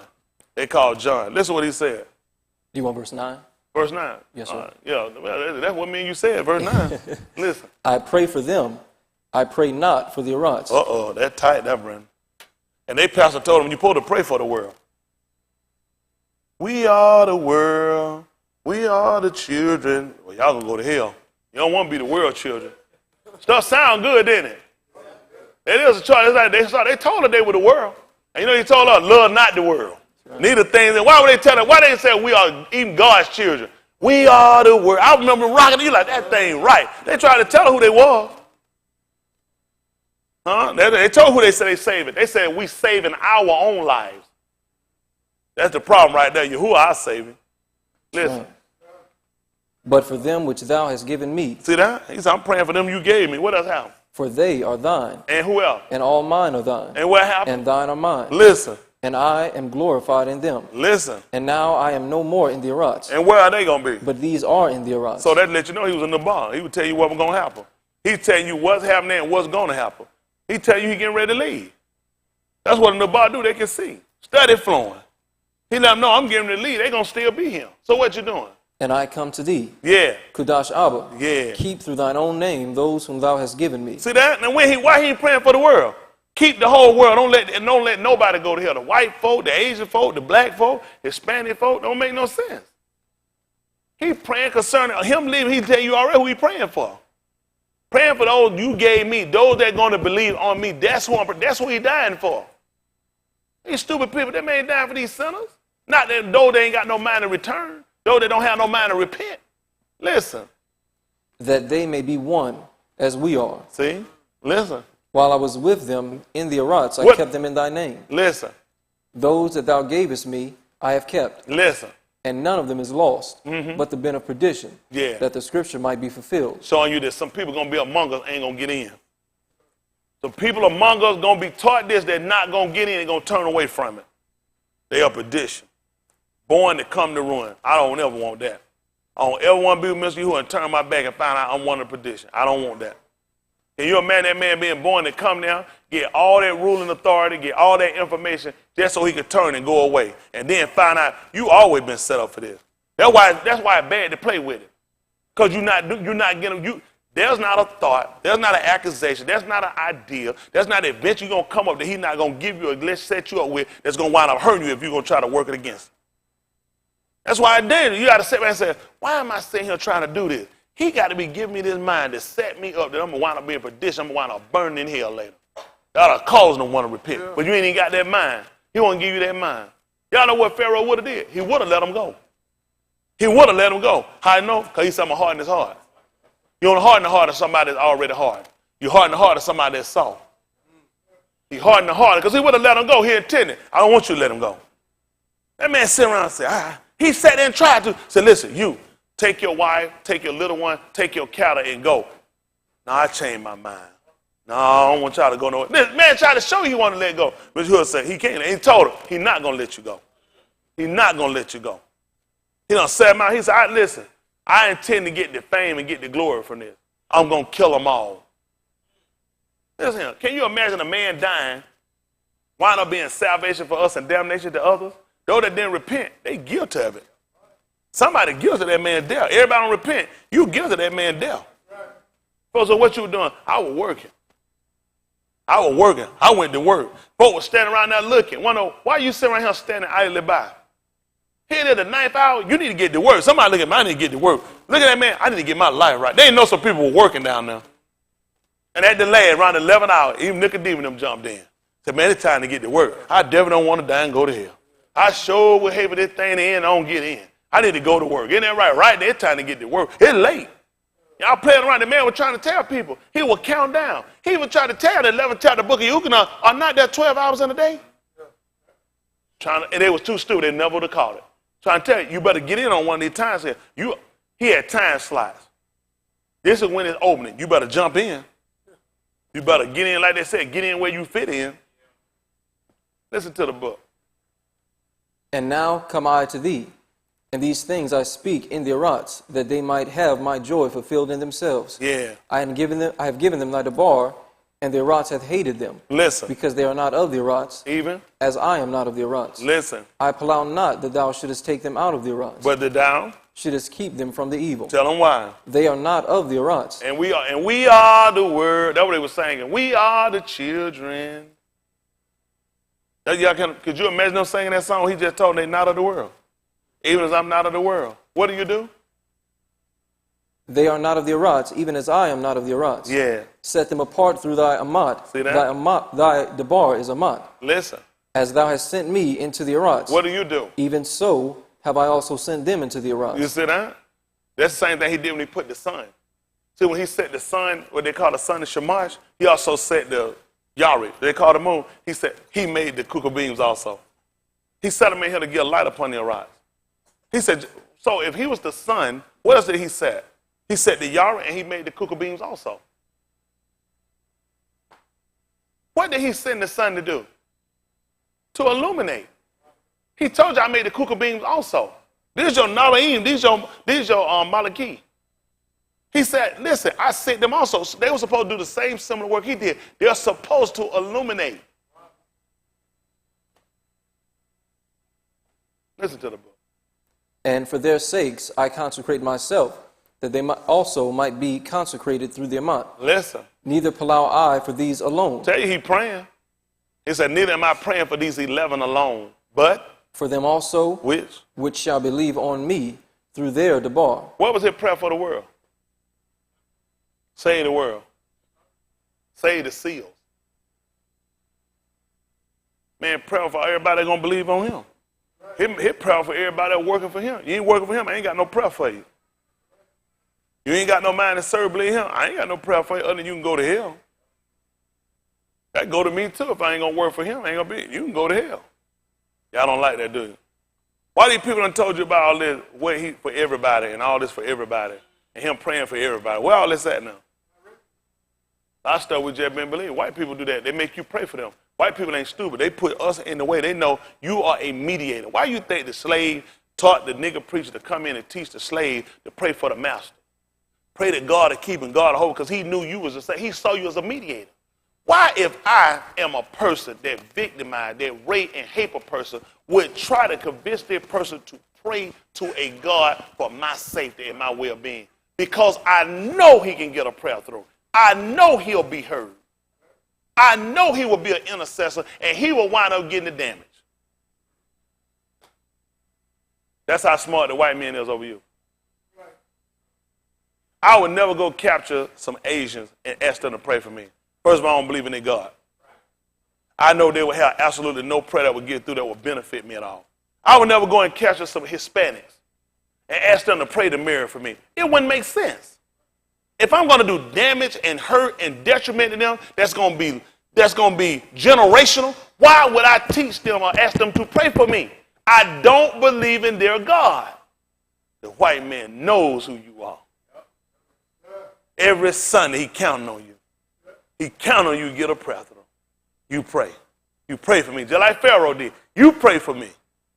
You pray for me and my family, huh? Pray for me now. You see old white man might see old white woman say, pray for me. They ain't stupid. They ain't gonna ask their other. They say, we serve the same God. I already know you ain't gonna get nothing through. They need us. They need us. Don't let these folks fool y'all. They'll never tell you this information. Tell them to go get iced and round you up and get you out of here. He ain't stupid. That ice will melt before he get him. He know who to mess with. Huh? He tried to teach you like he hates you. He loves you. He needs you. He adores you. He worships you. You only people can go through. You be pecan tan, light-skinned, white done there, white as a Cadillac. Isn't that right? Then charcoal burnt black. Huh? Smooth peanut buttery. Not in your drawers. We talking your skin. Someone start leaning to one side. I got some peanut butter now. That man see all them different shapes and sizes. That man looks at you, man, listen to him. You astonish that man when he look at you. But then he try to make you think he hates you. He don't hate you. He wants to emulate you. Huh? He wants to emulate you. He know he can't even understand the kind of person you are to read. You can come back and bounce back from everything he ever invented to take you down. Everything he created, you overcome it. Man, I'm poisoning your water in Flint, Michigan, Atlanta, and all these other major black cities. And you still keep going. He still see you at the water fountain. He still see you washing dishes with it and still making it. Only Mr. Yahuwah could do that. You got to imagine a man that come along and Mr. Yahuwah poisoned all the water in Mizraim day and wasn't poisoning us. Wasn't poisoning us. Yahuwah even put something in a cup and gave it us and told us to drink it. It won't kill you. He told us we drinking the deadly thing. He said it won't hurt you. He knew these bastards were going to poison us. He knew Flint, Michigan was coming before they even thought the name Flint, Michigan. Niggas ain't got no better sense. No, why would he tell me that if we drink any deadly thing, it shall not hurt us? Huh? He already knew what they were going to do. If we get bitten by a snake, these bastards been shooting needles in them. Same prong, just like what a snake fangs are. Poison us, trying to kill us. Trying to shoot in our baby, we still been bouncing back. Mr. Yahuwah for seeing these bastards years and thousands of years off. They don't want our people to know that. He can't figure out why we keep drinking out of the fountain. He been bottling water and everything. Mr. Yahuwah been tearing it down, burning him up, earthquake, flooding him out. It's going to cost them more than it's going to cost us. They saying FEMA going to have to go back and buy all them houses now. People know insurance gonna get insurance now. Only Mr. Yahuwah can set up. Listen, a lot of our people's in bad situations up there anyway. Tear it up and make it bitter at the crocker expense. Make him pay for it. Yeah, he gonna steal and rob, but they're gonna be more detrimental to him and his people than they're gonna be to us. Just like Mizraim was. Yes, we suffer, but they suffer more loss than we did at the end. That's the way we gotta see it. Y'all all right? That's the only way to get them. The only way you ain't never heard no time nobody tell you to avoid a whole state. Never recorded. You ever heard that before? They tell you to avoid a state. South Carolina on that. That water that run from North Carolina running straight into South Carolina. North Carolina running right straight to North Carolina water, connect right into South Carolina water. Poison their water too. Dead body, feces, nuclear plants, everything rubbing together. That cracker done built up and heaped up for the last year. It's time for that cracker to pay now. He got to pay for it. Listen, when all that stuff get through and that water set down and go away, you know what they're going to be stuck with now? The land. The land going to be poison to him. When he grow his crop, when he hewing it up, when he get it down, he going to have to pay for what he done. That crop going to go to vegetarianism and he going to kill every one of them. Oh, they going to pay for what they done. They going to pay. There's no way for them to get out of it. There's no way for them to pay to get out of it. That's why we got to be right. We got to be right. Come on, what I had you hold on, I can finish up. Now, let him finish up that 4th chapter, Allah Dabarim, Deuteronomy 4:32. Almost 3 and 1. I can get y'all finished. I've been with y'all, though. I can keep going, though. Me and my boss ain't never ran out. We got 66 books. This is ammunition. Listen to the book. For ask now of the Yamim that are past, which were before thee, since the Yum that Elohim created Ish upon the Arat, and ask from the one side of Shamayim unto the other, whether there hath been any such thing as this great thing is. Y'all see that? He said, has there ever been something like this?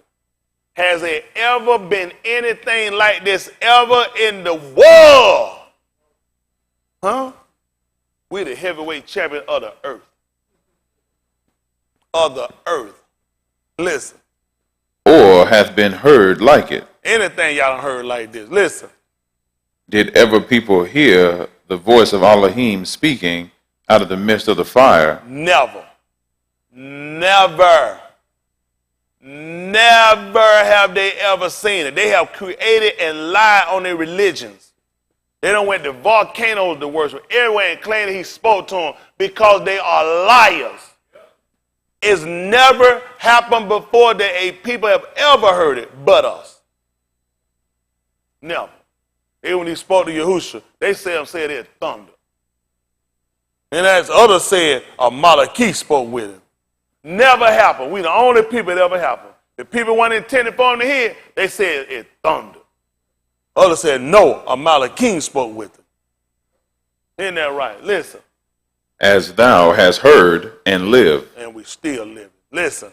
Or hath Elohim essayed to go and take him a nation from the midst of another nation by temptations, by signs, and by wonders, and by war, and by a mighty hand. And white people try to tell us that he they God.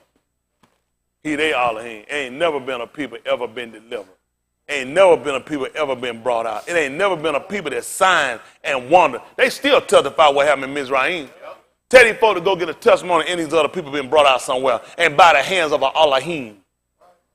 These other folks been delivered. It been for some little water they done had. Tell them when it ever been a time that water been turned to poison.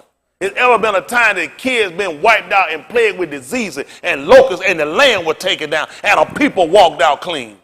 Never happened. He said, I never looked at a people even thought about bringing them out. And I ain't going to pray them out either. Never. No people ever nowhere. Tell them to show it. It's still documented. People on the rise today, everybody know our struggle.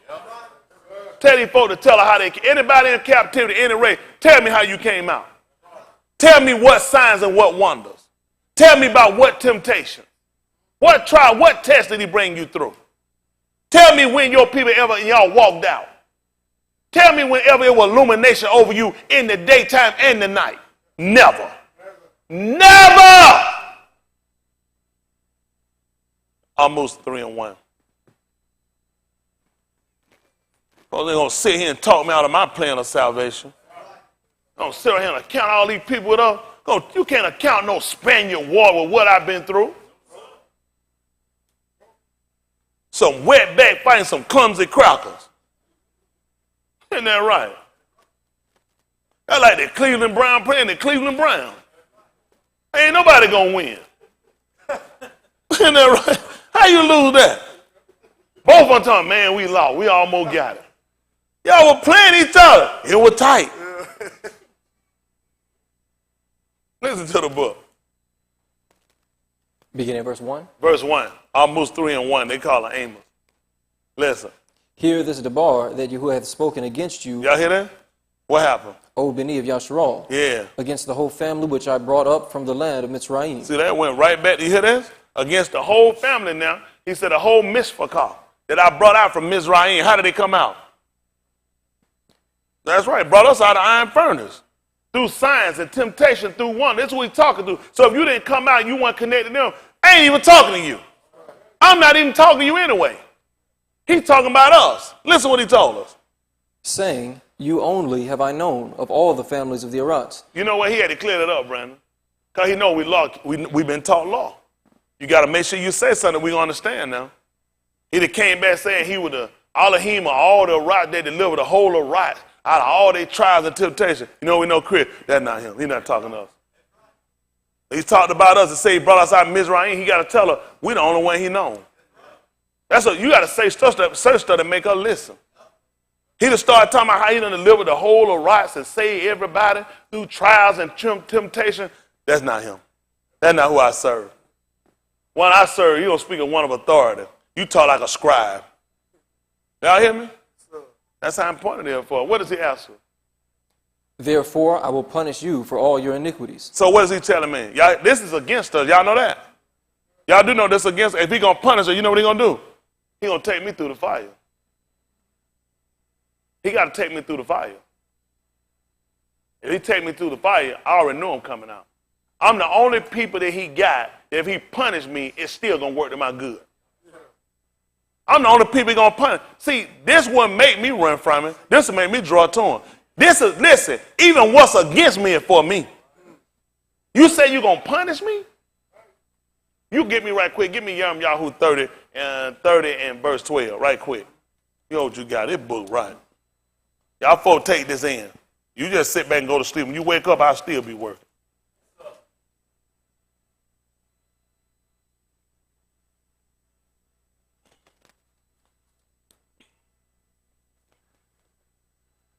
$30 and 11. I put 30 and 12. Make it 30. Yarum Yahoo, they call Jeremiah. Listen to the book. For I am with thee. I'm what? With thee, saith Yahuwah, to save thee, though I make a full end of all nations. Y'all hear that? He said he with me. Say to save me. Though you do what now? Make a full end of all nations. Tell me what you do. Whither I have scattered thee. See that? What about me though? Yet will I not make a full end of thee. And what else? But I will correct thee in measure. See that? He know how much to give me. He know how much to give me, Brand. Too much, you know he'll kill me. The rest of these people, kill them. He said he gonna destroy all these other nations. He said he with me though. He said I'm gonna correct you. It's gonna be in measures. He knew exactly how I could take it. He knew exactly what look at Yahushua. He knew it was too hot on that man. He said, cool it off a little bit. How you gonna do a son? You know that's enough. Give him a break. That's too much. Let the boy rest. Huh? Only Mr. Yahuwah can do something like that. See, even in my punishment, it work out better. It's gonna work out for these people that ain't obeying. Y'all get y'all eyes stuck on these people, don't get no punishment. He gonna kill these people. He gonna wipe these people off the planet. He said he with me. Everywhere he done scatter me, he said he gonna be with me. Huh? He said, I'm going to make an end to every one of these nations. So why would my hope be their God? If these people serve other gods and he going to destroy them, why would I want their God? Why would I want their hope? Why would I want their fear? Why would I want my kids to go and matriculate in their schools? Why would I want my kids to be something in their world? When he said, I'm going to make a full end of all the places that he scattered me. I'm in America. He just told me he's going to destroy America. Yeah. I'm in Australia. He's going to destroy Australia. I'm in Europe, he's going to destroy Europe. Everywhere he said he's going to scatter him, he's going to destroy him. And I'm sitting here and I'm hoping to be one of them. Don't make sense. Don't make sense. He told me he ain't going to leave me together all unpunished, though. He said he correct me, he going to do it in measure. So I get a little now. I get a little. You know where I learned that from? He said, because precept got to be upon precept. Precept upon precept, line upon line. You ain't going to believe how he going to do it. He give me a little there, he'll give me a little bit more down the road. See how it work? He'll a little there, a little. He know how to do it. The rest of these people, he overcorrect them. You know what happens? You overcorrect sometimes? You'll mess up. That's what he want them people to do. He want to mess them up. He overcorrect. Some people overturn, they go too far. He know exactly what we need. Finish that up.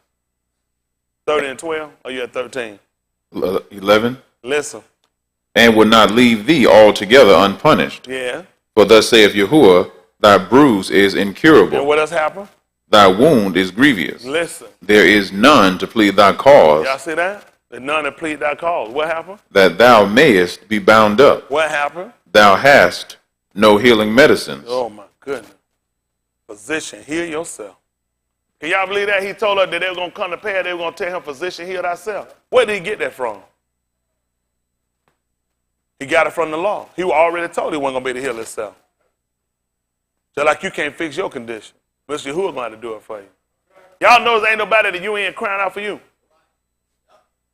You know the Palestinians got other countries that are sitting there, that are protesting, and that are advocating for them that they should be recognized as a nation. Because if they get recognized as a nation, then they'll get a treaty. They get a treaty, then they'll get a constitution. That means they'll be able to sit on the world platform, the world stage, and they'll be able to trade and be recognized. So when I go and step in Palestinian land, that means they have a right to fight. And not only they have a right to fight, other countries will come in and help and defend them too. Why ain't nobody at the UN crying out for me? Why nobody not at the UN with documentation and paperwork and somebody pleading for me? Because my Lord told me. Why would I go? He done told me I ain't got nobody pleading for me. Nobody pleading for me. Why I'm thinking Farrakhan going to Washington, D.C. for me? He's going to Washington, D.C. for him and the Muslims. He'll use me to go to look like I'm a Muslim with him. Ain't nobody plead my cause that I might be bound up. When this man beat me and assaults me, nobody helps me. Listen. All thy lovers have forgotten thee. The Chinese learned from us, stole from us. The Hispanic nation learned from us and stole from us. The Latin nation stole from us. Everybody done stole from us. And these people say here, what did he tell me? All thy lovers have forgotten thee. They all forgot about me. Every one of these people done forgot about us. Everybody forgot about us. But we remember them. We remember them. Everybody done forgot about us. Listen what has happened. They seek thee not. They seek thee not. For I have wounded thee with the wound of an enemy, and with the chastisement of a cruel one. Yeah. For the multitude of thine iniquity, because thy sins were increased. So I know why I'm going through. Why it's getting harder, why it's getting rougher. Because our sins done increased. See, all this I'm learning from reading this book. That's why it's getting hard and getting tight on, because we keep sinning. So what do we learn today through what we're doing? We're learning to resist the will of the flesh. How many of y'all have been so thirsty today, but you hadn't drunk nothing? How many of y'all have been so hungry today, but you hadn't eaten nothing? So you know what he just showed you? This will come up against us in the day of judgment. This is something you got to do that ain't sin now. You do know you eating and drinking every day is not sin.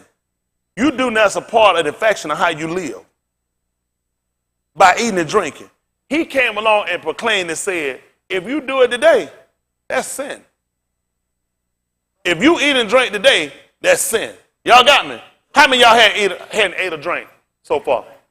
Guess what you hadn't done then? You ain't sinned. Now tell me, when the sun set, come tomorrow, they call it, how you going to commit sin? And be justified. If you hold out to the sunset, you got me? Do you understand you hadn't committed no sin? Because he just declared that food and water is a transgression today. How many of y'all hadn't ate or drank so far? Then you understand you hadn't sinned. Come tomorrow, explain to me how you going to sin and be justified.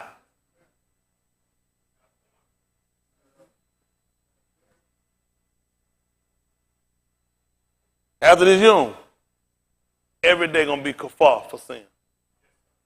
I'm declaring lying, sin. Drunkenness, sin. Whoremongering, sin. Fornication, sin. Adultery, sin. Backbiting, sin. Hypocrite, sin. Hating, sin, one another. Y'all got me? Any of the law, commandments, or statute you break, I'm declaring all that to be sin. If you can go this whole time without eating and drinking, and this is something you got to do, like you said with sin, I got to have sex, Cat. That's how I'm made. You got to eat. You got to drink. He declared that. But today he called it sin. That's what he did in the garden. He declared it sin for him. It's sin. The only thing wrong with that tree, he declared it sin. He's showing you the power. When he declares something to be wrong, it's just wrong. You see your brother. You see me getting ready to come down. You see me getting ready to get ready to drink. What you supposed to do? What's wrong? What's wrong? So you see me getting ready to touch that girl booty. Where you at, Leon? See what I'm saying? You see that? He ready to stop me to drink because the day we're not supposed to. But I'm going to touch that girl booty. Why not? That's sin. That's the only reason you're supposed to stop eating and drinking today.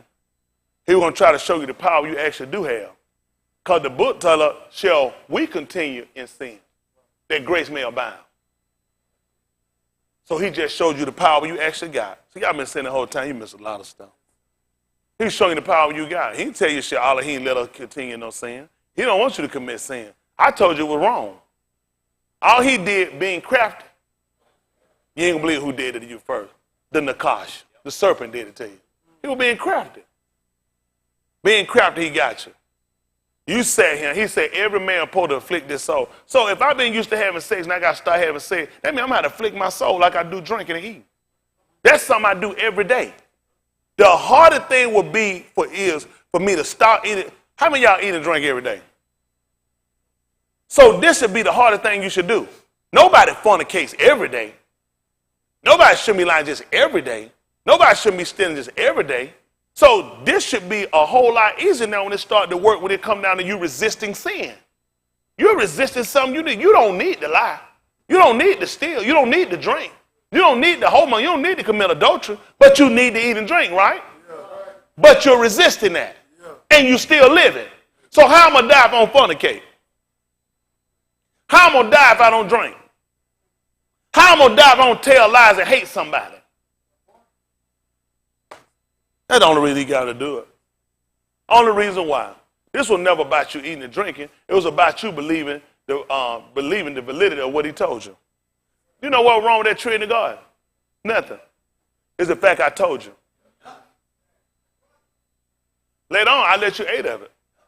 Yahusha sat down and broke it and told you to take and eat it. Said, this is my body. Wasn't nothing wrong with it. I just told you not to do it. He needs some people that believe him enough. If I tell you not to do it, that's what's wrong with it. I just told you not to do it. I just told you today not to eat and not to drink. When the son said, I'm going to let you eat and drink. Had they waited, I'd have let them eat of that tree. Yeah. It becomes sin to you because of the fact you will do it and I told you not to do it. So now you got to fight and resist that. Huh? Just like we're going to have to resist that government rule over us. So they're going to be sin too. Finish that Daniel 6:1. Let me run down through her right quick. Daniel 6:1. Y'all need to know why y'all doing Kaphar. Y'all know now. See, a lot of times y'all been doing stuff. What's the purpose? What's the need? There's a whole lot of purpose. Until you're the people, you don't believe in it until you see you can do it. How many of y'all feel like you ain't going to be able to do it? How y'all feel like, I might wind up having to stop. I might have wind up quit. That's what your body try to tell you. That's what sin try to get you to do. You get to trying to live right, your body going to tell you, your mind going to tell you, come on, nobody can't live right. Come on, you got to sin. But he trying to show the power of persuasion, you ain't got to sin. You ain't got to sin. People done told you that. Sin is a transgression of the law. Huh? If you believe you ain't got to sin, he's just showing you all the things that work for you to cause you to commit sin are working against you right now. The desire, sometimes my thought is like, You try to get a little something. But you hold on, you realize, guess what? I didn't die. That much my mind and try to tell me, man, you probably want to pass now. You don't want that to happen. You be like, that is right too. And you'll be talking to yourself, that thing convince you. You just get you a little something just so you can just hold, just so just help you hold on. That's what he'll tell you about lying. That's what he'll tell you about stealing. That's what he'll tell you about drunking. That's what he'll tell you about homemoney. Everything that's wrong, that's what he'll try to convince you to do. He'll convince you in some kind of way, and you'll wind up conceding. You'll give in to it. Huh? But you holding on. Y'all got it? You holding on, right? That's the whole object. That's the whole goal. So now when you walk away from this, you learn something. That's the goal. Every time you come here and you get taught, you learn something. So you be better equipped when you go here because you wrestling again. You ain't fighting flesh and blood. You fighting principality. You fighting ruach wickedness in high places when you go out here. There's a lot of stuff working against you, whether you recognize it or not. It don't mean it ain't working. That's like with Yahuwah. For what is something to not believe? He that don't make the faith of Elohim without effect. If people that don't believe him, do that mean he don't exist? Do that mean he don't work? So you say him because you don't believe your government working against you, does that mean they don't? They are. It's particularly you. The goal is to take the nation down, but one particular nation they need to get out of the way first is you. All right, y'all will see it. Listen, I'll be gone and out of here, no doubt. But you people will come back and you'll realize if I catch you around my grave, am I behind? Y'all supposed to bring me upside down and just put a sheet and you can be on a crime. I'm going to some kind of way make that shit and put my little right to your behind. For being stupid. I've been told you these folks are going to make a fool like it's going to put you back into captivity. That's how rotten they are. And y'all so comfortable with these people and you sit around here and realize these people not going to be no benefit. These folks going to take you and your kids. That's the whole program. These folks are designed to take our kids. Destroy our homes. Welfare was set to destroy our homes. It was set up to help white people. These folks were set up to help white families stay together. It was set up to take down black families. For discipline, they take your kids. They're going to take my kid and they're going to whip them, they're going to beat them. But I'm going to go to jail for whipping them and I clothe them, I take care of them, I pay the rent and the water bill for them. The government going to give them, they're going to beat them and billy club and shoot them and tase them to death. And nobody go to jail. That's the facts. That is the facts. Sit around here counting these crackers. These crackers don't know how to take care of me. They're not knowledgeable, man. You got to be educated how to deal with me. It's in your book. It's written in the Nabi. They all got to be taught to who? You got to teach a white man or white woman how to deal with me. You got to teach a white man or white woman how to approach me, just like Yahuwah. You got to teach me how to come to him. Then you got to teach them how to come to me. That's your law. Y'all don't believe your own book. It's written in the Nabi that they all had to be taught. Each therefore they heard and learned. What they do? You better teach a white man how to come to me. You get him hurt. I tell you what, go to Mr. Yahuwah wrong and find out. Yeah. Ask Mushaw what happened. When his wife had to hurry up and go there and pull her out and shack. Let them know right quick, boy, had to throw it down at their feet. Isn't that right? You learn right quick, throw it down. She said, you're a bloody man. Y'all better know how to come to me quick. He will come. He said, I came to kill him. You don't like that, do they? Y'all all right? Come on, finish this up. Daniel 6:1. Listen to the book. It pleased Darius to set over the Malkuth 120 sharim, which should be over the whole Malkuth, and over these 3 presidents, of whom Daniel was first, and the sharim might give accounts unto them, and the Malak should have no damage. Yeah. Then this Daniel was preferred above the presidents and sharim. Why? Because an excellent ruach was in him. So now y'all can find out why Yahuwah was chosen over other Malakim. Because he had a more excellent ruach. We didn't get it the 3rd chapter here. To get it the 3rd chapter, book of Matayahu, verse 14, when Yahuwah started talking about how he indeed immersed with water, but he gonna immerse you with fire and with the Ruach HaKadosh. And when he immersed him and brought him up, it told you the Ruach came down and abode upon him, came and sat upon him. He said, this is my beloved, in whom he actually just told you he had a more excellent ruach. That's how he tell you he had a more excellent ruach. That's what he found out about Daniel, why he want to put him over everybody. See, you had to learn that in the natural so you understand what happened with Yahushua when he came in. He had a more excellent ruach. Whoever you heard him tell him about, that he would well please them. Out of all the people he ever told you about that wrote before, that he wrote about before that, they never told you, he kept telling you he would well please them. Because of this one. He was Daniel. This is one who was going to be the judge of Elohim. Somebody who's going to be able to dissolve all doubt. There'll be no secret thing you can hide from him. We should have been looking for it. Listen. And the Malak thought to set him over the whole realm. Then the presidents in Sharim sought to find occasion against Daniel. Just like these presidents doing these rulers and the chancellors and the prime minister do today. They've been seeking occasion against us. See, y'all don't like to know people actually working against you like that in government. Listen. Concerning the Malkuth. Concerning the empire. Listen.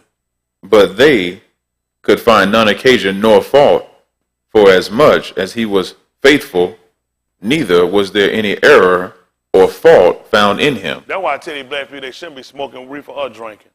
The mere fact now that every one of these states done came out. In California, did you know they went through, the DA had gone back and dropped charges against everybody marijuana charges? You know how many black people have sat in prison and got felonies, had lost jobs and career behind marijuana smoking and possession of marijuana? Y'all know how many people have lost jobs and people have died in prison, life sentences for alcohol, for doing prohibition? Black people, a lot of us helped transport and ran and taught these white people how to do that. John Diligent didn't do all that. Y'all didn't know it was a black man with him. I knew that before the movie did. There was a black man with him that helped orchestrate a lot of that. They never tell you that the white man get all the credit. These guys made all their money. People done died in prison. Then the cracker come along after he done in prison. A lot of us messed up our record, messed up our family name. Then he put a government seal on it and said legal. Now nigga can ride up at the store and get it with a cup of ice. What's my intent when I get a bottle of liquor and a cup of ice at the window? Right then. Not when I get home. Now how many people I sit here and died, been in shootout with police and gunned down for drugs, marijuana, and alcohol, and a nigga got the nerve to sit around and drink and holler it's legal now. Yeah, after I done in prison and messed up enough for your people. Once white people start messing up and their record get messed up, they start getting equivalent to us, then white man changed the law on. That's why you can't win in a white man society. That cracker changed the rule every time you look around. Don't wait to illegal to legal. Now you can possess a ounce. You know how many niggas would have loved to have that law in place before they went to jail and lost their home and lost their family for drug conviction and family cut them out because they were drug dealers? Now you got white people owning stores that sit here growing it and planting and selling it? Nigga, please. I'm like Shamshun, I'll burn their fields down. Now sit here and imprison all these people, man, I mess these people records up. And these crackers gonna sit here now illegal. Nigga buy him or a corporation. Run straight into business. Major corporation. That will fire you because you couldn't pass a drug test. You ain't gonna believe where they bought land to do it at, Hayward. North Carolina. I know y'all niggas don't know. Y'all didn't know they went and purchased some land in North Carolina, major corporation, so they can grow hemp oil. It's legal. How much they finna grow right now? Only Mr. Yahuwah could crash it for him. And you sitting around wondering what happened, huh? Major corporation went and bought property, and they're going to grow marijuana and hemp oil in North Carolina. Good luck. Crocker need luck. They got to pay for what they've done. They got to pay for what they've done. And we the first people run supplying happy, and these crackers done screwed our life up behind marijuana. Come on, finish this up. Then said these unashamed, we shall not find any occasion against this Daniel. See that? We can't find no occasion to get these good, clean niggas, except what? We find it against him concerning the law of his Elohim. That's how they got us. See, they already know you got laws you got to be off on these days. I got them already asking me, is it okay if I go to work? Can I go on Shabbat?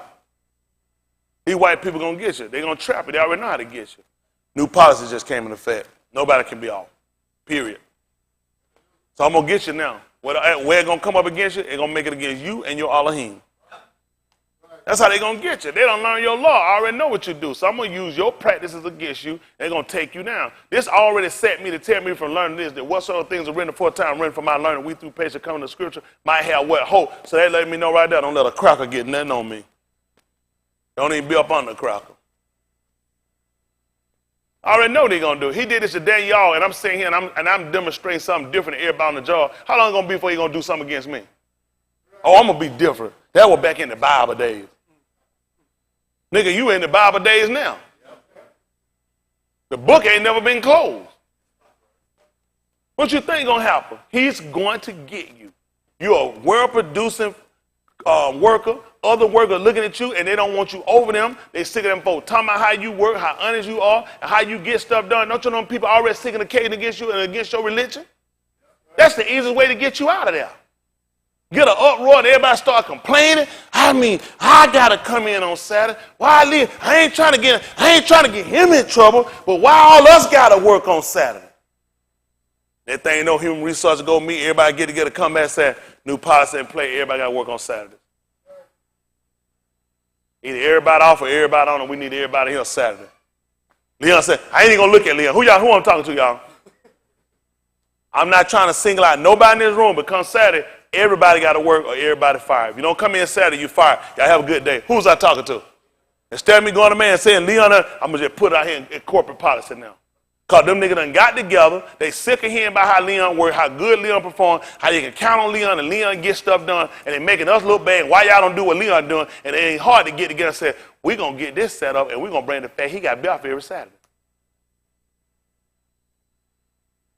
That thing you know, Leon got to go. That's how, y'all don't know how these crackers work. Y'all be in these crackers for playing on these jobs. These crackers don't care nothing about you. If you've been there, you've been working, any of us that work, our average work going to be better than all the work they can put in with all their heart. We naturally going to show up and outshine them. Now they'll make exception for us on our like, look, don't you know Daryl would make exception for Daniel? Now you honest and true, what you need to do? Well, I need to get out here, I got noon hour prayer. Man, go ahead and pray. Then everybody start looking, I know come noon, all us in here working. I'm just saying, why all us got to keep working, while he go out, he got to pray at noon. And we started ready to come in, new policy come down through the chain, email, everybody lead, direct, letting everybody know. From now on at 12 o'clock, everybody will work. Lunch is going to be moved to 1 o'clock, 1:30. What hour y'all put? What's y'all hour time, hour prayer? 12 and 1. Everybody, nobody can go to lunch, nobody get dismissed, nobody can leave, and everybody's eye got to be open between 12 and 1 o'clock. That came out from corporate. Who am I talking about? Leo.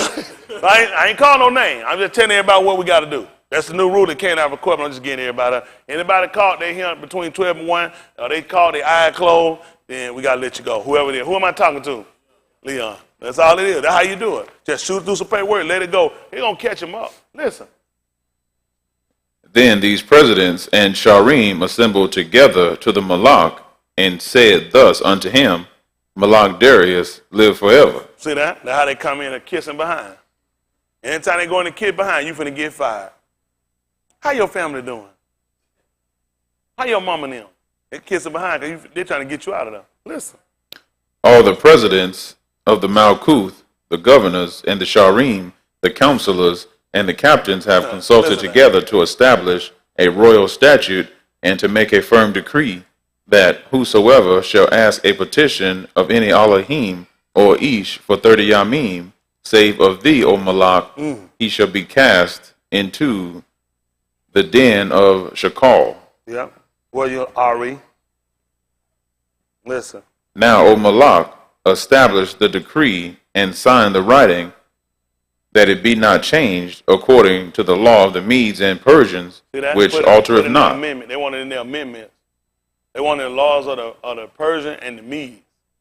So how these folks done got together? They put in all, you've been, mind you now when this going on, you have been dispersed in 120 provinces.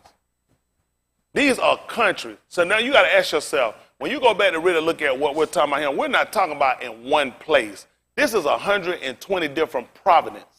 So all these people done came together just like your United Nations and come together to get one ruling man, to get him to get an authority to put into laws and constitution that's going to affect you in every region that you dispersed in. This is bigger than America. Like he told you, this thing bigger than Nino Brown. Y'all hear me? This is talking about 122 countries. Over 120 countries. Y'all have no idea what white people doing to y'all. The fact that all these people come to one ruling man and get him to pass laws that's going to affect you in 120 places. Everywhere you've been scattered. This won't be the last time this will happen. And this will happen another time after this. The same thing happened with who they call Mordecai, where's Mordecai, the Arboreal name for Mordecai. When he wouldn't bow down to their laws, when he wouldn't submit to them, when they put the writing out, that was to everybody that would disperse and scatter to kill them. See, white people got a plan bigger than what you're thinking.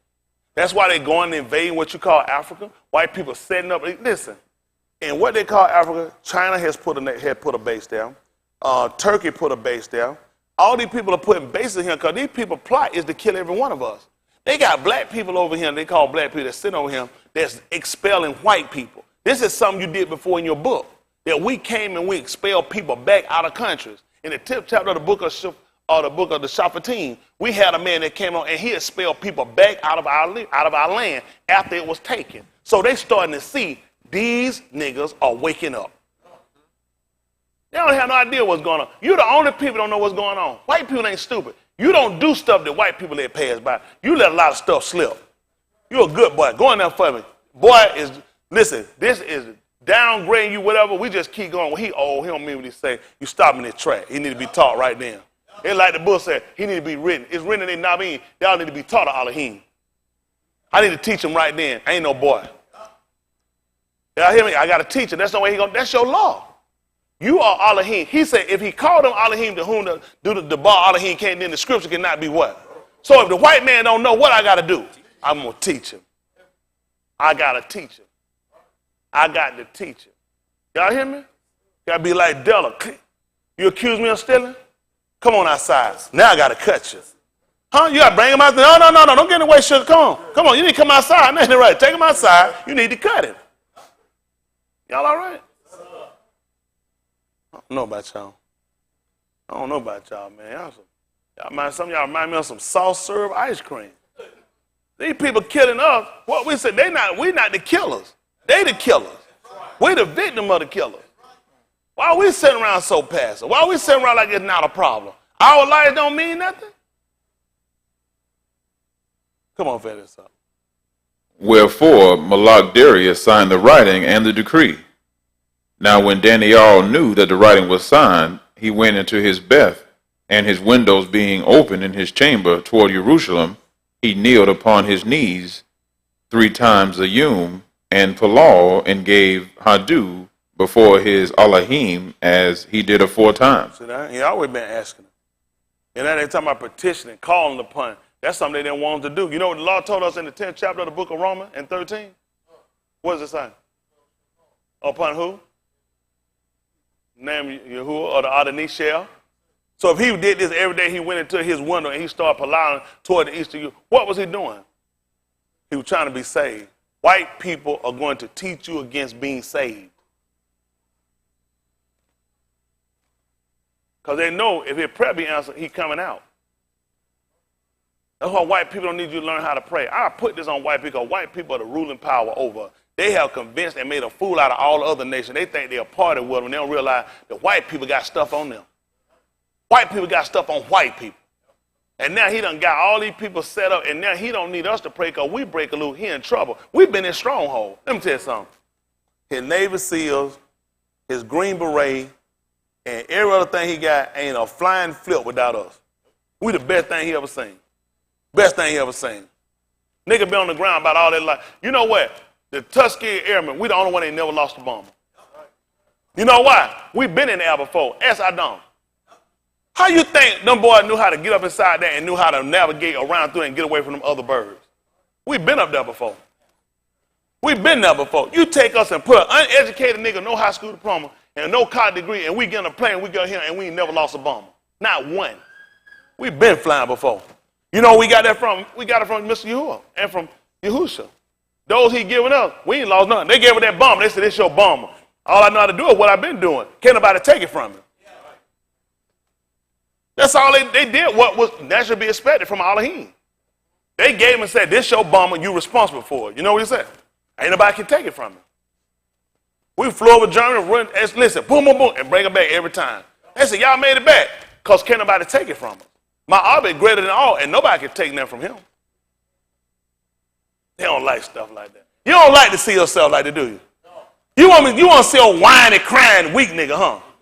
It's not possible to take it from them. Once they put in their hand, you can't take it from them. Y'all have no idea. All he show you a white Navy SEAL. He don't even show you no black Navy SEAL. He don't even show you no black Green Beret. We the best thing he ever seen. We got more enduring substance. I don't know what's wrong with these poor people. Why these folks don't show you? Why you think they always show you a white man? What that movie they got? American Liar. What's that movie? American Liar. Who called that before they came? Who called it? That's what I do for a living. They don't take me. Listen, when I say movie that white man, I see straight through it. All lies. All lies. As soon as they come on, lie. Lie, lie, lie, lie, lie. Always they got this great vision. Come back, send me back. Nobody come out no come back, want to go back. You ain't seen that. You don't better make it home till I send me back. You better make it home, send me back. No. Cause somebody got killed, you know what you said? But I'm at home. Not let me, ain't nothing I can do for you. Even Daoud had enough sense when his son died to say, man, let me sit down and eat. I can go to him, he can't come back to me. It don't make sense to fly me back. No, are you serious? The hottest battle, hey, when you made it back, did you say, let you go back because somebody else died? I'm trying to go back on, I'm good. White folk always tell that, like, he gonna make 3 tours, come in and kill all these folks, and shot down the man who in the Olympics. You a sniper, you in the Olympics. They don't know to shoot you then? I don't believe nothing these white folk be saying. A terrorist, you in the Olympics, the United in the World Olympics, a terrorist.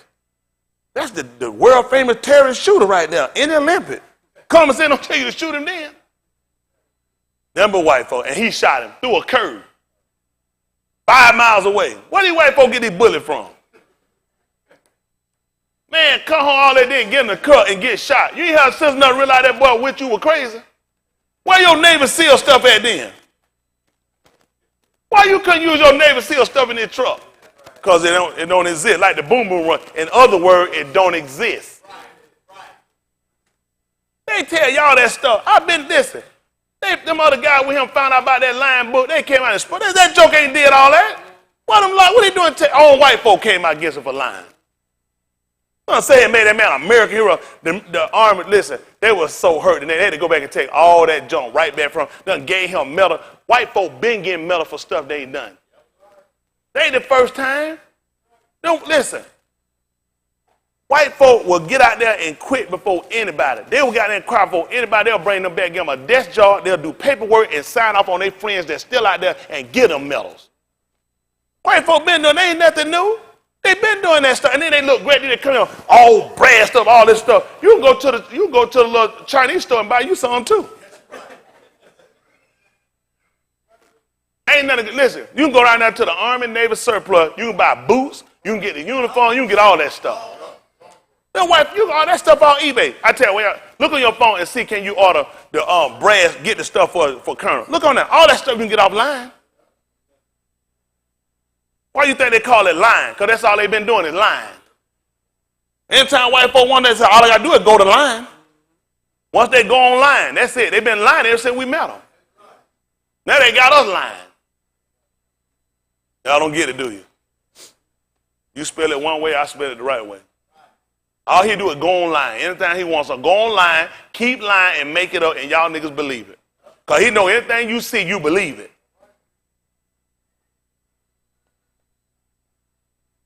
Just tired. Tired. I just want to see my people in a better position. I would like to see y'all in a better position before I leave here. Unfortunately, it's going to take my death and some more folk death to get wiped out for y'all to ever get your mindset that you're going to stand up and make something for yourself. Nobody's going to come for you. Nobody's going to help you. You can keep crying out you want to. Just like he told you, ain't nobody to plead your cause. You ain't got no healing medicine. We ain't got no other choice but to look to Mr. Yahuwah and establish ourselves so that man can come back and get us. We had one of our, I think one of our other teachers here, he brought some information last night. Y'all know, how many of y'all know we could have been gone? We could have been delivered. I just found out last night. How many of y'all know we could have been gone? We just found out last night. Do y'all know why, according to one of our other ministers here, why we didn't get delivered and why we haven't been delivered yet? Our other minister here told us that what happened, he said we were sitting around and we were bragging about we got the World Business Airport and we got a Ferris wheel downtown. So Mr. Yahuwah said, I'm just going to go deliver somebody else. They good. Now, I'm not going to tell y'all who the minister is. I will not tell y'all it's Josh. But according to the minister who will leave nameless, he said because we kept bragging on Atlanta got the #1 airport and because we got a Ferris wheel downtown, Mr. Yahuwah went on around us and said he's going to deliver some more people called by his name.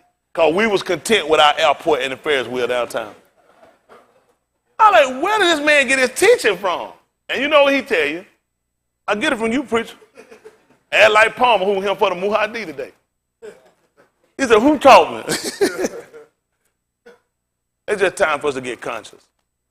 It's time for us to get conscious enough that when we hear what we hear, we don't just become hearers, we become doers of the Debar. What's hurt us over the course of time, we hear it, and we'll get a little something going, but we quick to die out as soon as it's over with. When we leave from here, this is what we take to empower ourselves to go out here and fight the real battle we got. Your real battle is on the outside the door, not in him. You start when you come here so you can start to recognize. Just like they bring military or police in, they bring them in a briefing. They don't bring them in a briefing, they get ready to go out and do a drug buster for them to shoot each other. They bring them in so they can identify each other. They can start to get them certain code words. They can start setting up and get them the tactics they're going to use. Let them know what kind of prepared and what kind of readiness. They're going to show them pictures of the people they're trying to capture or a person they're trying to capture. So when we break out, and then the goal is none of them to get killed, all of us to come back safe. Got it? Well, our goal, we come here so we can make sure we strategize and we can recognize one another. Our goal is that we can recognize the enemy. We go out here and that all of us come back safe and none of us get killed. Y'all got it? So this is our briefing room. When the military army, they don't have them guys in there fighting and killing one another. They tell them the enemy is out there, son. So you start trying to get people in a mind, in a preparedness, to get ready to go out here and realize the real danger they face you when you go out here. You got so many opposition work. When you got partners, well, not I'm going to say partners, they got life partners. Even with husband and wife, that's how important it is for us to be on the same page. Because they will divide us. They will make us look like the enemy to one another, and we will destroy ourselves. The book said we bite and devour one another. Take heed, lest we be consumed one of another. We got to get our kids on the same. It is so important for y'all to reiterate some of the things I tell you guys to your children, and much that they can understand. When Malcolm y'all stood upon a pulpit of wood and he spoke to them as much as they could hear it. So I'm trying to tell y'all stuff because we got to put this inside of our kids so we can incite them, which is to call them to motivate them. Y'all got me? We got to incite them. They take off. We don't want this to just die with us. We stand up, we fight, we wouldn't establish something. As soon as they get it, they hand it right back to the man. We want to do just like Yahushua. When he gave it to him, he said, nobody took it from me. And he gave it to some more people that were going to be able to keep it. And they kept it long enough now for us to get it. I ain't going to let them take it from me. Y'all got it? You going to take somebody's plate, you better go on down the line. If somebody else down there give their plate, they won't give you no fight for it. I plan on keeping mine. That's what we got to put in these kids. We got to train them. You know what? They played long enough. They on video game long enough. They on phone long enough. All the toys we done got them come back to hurt them. The cartoons done came to hurt them. Somebody sent me the thing, I think, Coop Nicole, Bert and Ernie, the writer came out and admitted Bert and Ernie been gay. I grew up watching Bert and Ernie. And I said, but then again, they did sleep in the same room. Did they sleep in the same bed? Same room. Well, I mean, I don't know about that gay. They could have got a two of them. You don't want them two whistles in there. Get them two whistles out of there. You can don't need no two whistles in there. Get them out of there. But I'm trying to think. Now they made them gay, and you find out now the whole time they've been getting our kids, they've been getting their mind. We leave them in front of the television. You got to watch TV with your kids so you can educate them about what they see. We got to teach them when they watch a show how to watch it. Because the detriment is to leave an open sponge mind right there. It'll absorb of everything it get. And then with a child won't know how to distinguish. Even when it came down to Tamar, Yehuda's daughter-in-law, when they wanted to accuse her of whoredom, whoredom and being impregnated, she asked them to discern. You're only going to ask people that's discerned, they're people that's mature. Your law taught us that. Them that's of full age are able to discern between right and wrong. You letting a child sit down and watch television by themselves and they don't have the capability to discern, that's dangerous. That's how these kids learn homosexuality. They learn everything else. We leave them in front of little gay television. We leave them in front of shows, and these shows are, listen, they quick to capture child mind. Stuff that you won't catch and stuff that won't affect you, a kid mind open. They get a kid with a piece of candy. I can get a piece of candy and get one of these kids do anything just about what I want them to do. Get them $1, show them $1. They don't even have enough. Get $1. You can take them out and do it. You got to sit down with your kids and watch TV, and you got to show them, and you got to teach them against certain things that they're trying to put in them and they're trying to promote. These people are killing us through. Television is going to get more of your time with your kids than you're going to be able to give them. I guarantee. Add up your TV time with your kid and add up your time with your kid. TV got more of it. If it ain't TV, it's going to be social media. Huh? If it ain't that, going to be some game or some app. I don't know what to tell y'all then. When I say I don't know what to tell you now, not that I done ran out. It's just the fact that I don't think my people are actually ready to become conscious and become socially responsible enough to say, let's do something that's proactive and establish something for ourselves. We're going to lose. Once you wipe out our kids, we're done. We're all getting old. We're going to die. These kids are young. They're still vibrant. They can grow. These are young saplings. They can grow up and be trees, and they can also produce other trees, other saplings that'll come on behind them. We got to instill something in them so we don't lose them. A lot of us lost. A lot of us lost a lot of time. A lot of us, when we done got this information to turn around, a lot of our good days of strength we done used up in the street. Now, we got to try to catch these kids so why we got with their good day, why they got their strength, so they can preserve their strength, so they can be ready for the fight to come. They got to know they live in a world that's actually plotting to kill them. People don't want to tell their kids that because you don't want your kid to grow up and be worried about that, have that stress on them. You want your kid to grow up and be victims of these people? Had Michael Brown parents done it, had Trayvon Martin parents done it, had some of the other parents, Freddie Gray kids that had taught them and educated them, a lot of these kids will still be with us. I grew up, they taught me the police was your friend. The police, the firemen were your friend. They always taught me in books growing up, first, second grade, if anything happened, these are the people you call, the police and the firemen. That's what how many of y'all taught that? Had books. That's what they showed me. My whole primary first year, was the police Freddie Gray friend? These are people that enforce law. You can't enforce something you don't know. So you didn't know that a blade shorter than a thumb is not illegal. So we got people that's set and designated to enforce law they're supposed to know that are breakers and offenders of the law. I'm going to let my kid get taught that something happened to go to the police and to the fire department, to a fireman. What happened to you call me? Something happened, you call me. You get with me. Don't you try to handle nothing. You can trust me because I'm the one that made you. I'm going to be the one that's going to be the best person to care about your welfare. Call me. We got to teach our kids how not to get themselves in predicaments that have to use people that can wind up not being beneficial to them, but wind up being detrimental to them. But we hadn't taught them that. We got to teach them how to stay safe. We got to teach them how to walk safe. When they out, listen, everybody's a potential predator. You watch everybody. If you walking everybody on this side, your pocketbook on this side. Not over here swinging like this. Everybody on this side swing, what's going to happen? Right nigga coming on, swoop, he gone. Now who I'm going to call? Police. Police go and capture man, get the pocketbook, get the money. Turn the pocketbook in, keep the money, man go to jail, and he hand me back my pocketbook. And I call him a hero. They don't know sometimes if folks keep the product. It was stolen anyway. You ain't have it anyway. At least I brought your purse back. Y'all all right? There was a guy one time, they said, he seen a kid, and the kid was walking down the street, and the kid's shoes were hanging off bad, the bottom of them. So the guy stopped, and he had just come into a lot of money. He stopped to talk to the kid. The kid told him how he was working. He wanted to know how he got in that condition. His shoes were like that. And he told him, he said, well, he working, 2 jobs, trying to take care of family, and what he was doing and everything. And it moved the guy. The guy had these stacks and wads of money. It moved the guy so much, Brandon. You know what he did? He took the rubber band out the money, gave it to him, and told him to put it around his shoe. He didn't want to see him like that. That's how white people see you. He ain't going to give you nothing that's going to really benefit you. But you'll appreciate something like that, ain't it? Instead of give me back some of what you stole. Give me back all of what you. He ain't got enough to give me part of back what he stole. So you always think somebody helping you. And then he'll feel like some kind of helper or some kind of savior to you.